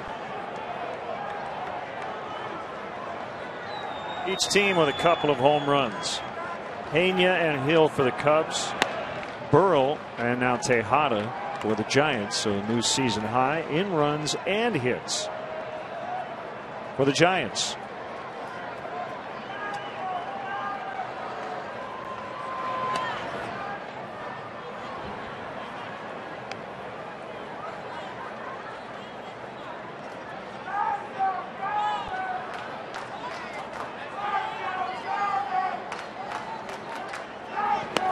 Three and 1 on Aubrey Huff. Rowan with 3 RBIs, Tejada with 1. Huff has a couple. Sandoval's knocked in 1. Burrell 3. Stewart and Scherholtz with RBIs. Reed Johnson in the middle of the track makes a catch, and the inning is finally over. 2-out homer by Tejada, and it's 13-7.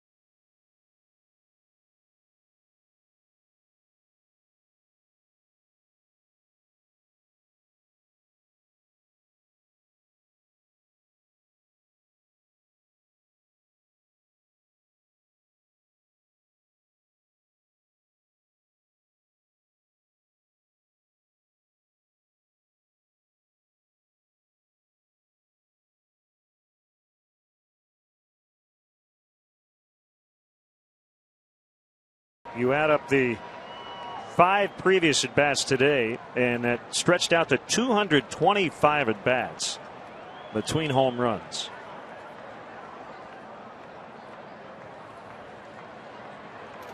Here's Starlin Castro against Ramon Ramirez to start the bottom of the 9th.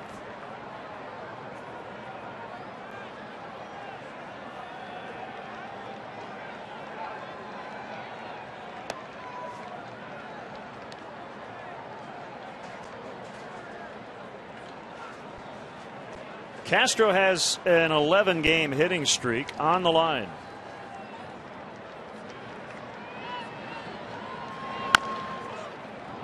Crawford ranging to his left. Quick release. And the out. Time to start a new one.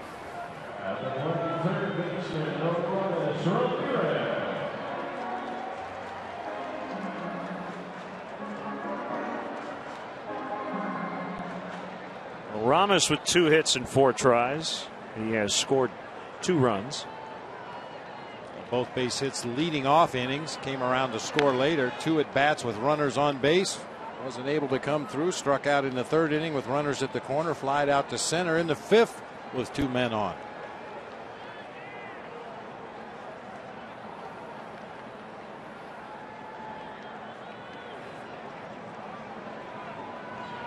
I got to say, I pulled a pretty veteran move today with 2 games on 2 different stations. I got the WGN vest, got the other shirt on for game 2, whereas you will have to change your shirt.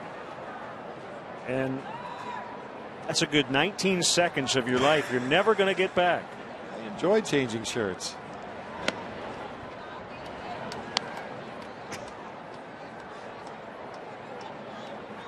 I may not wear a shirt for game 2. How's that? Ooh. Okay.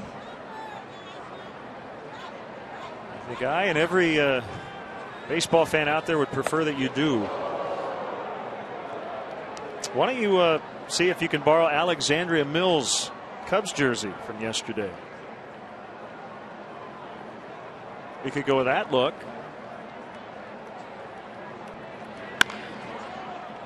Crawford again. 2 away. Stay tuned. Our Chicago area viewers will catch the WGN News at 5 o'clock. Mark Sapelsa, Lourdes Duarte, and Tom Skilling are standing by. Sounds like it's going to heat up later this week. I believe it's supposed to get up into the 90s this weekend for the Crosstown Classic.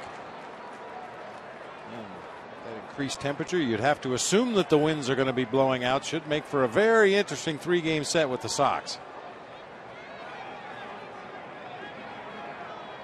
Last chance now. It's Carlos Pena with 2 gone. Barry Zito and Rodrigo Lopez in game 2 later tonight.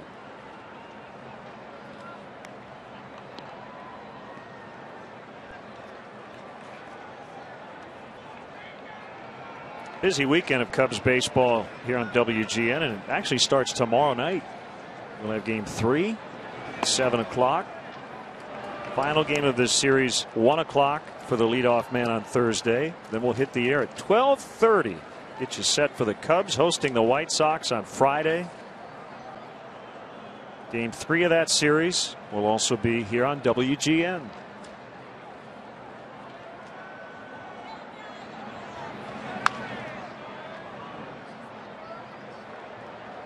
That is an error.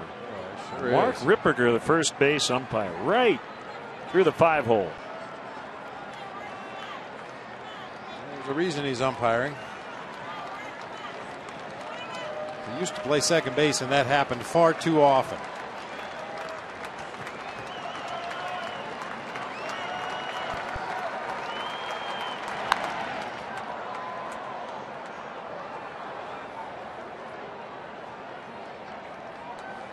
Yeah, this is one you just like to go in between games and shower it off and start again. This started off as a very bad day against a team that had been struggling offensively. You knew they were going to break out at some point. You just hoped it wasn't while they were here with this 4-game set. But the Giants came out hacking early.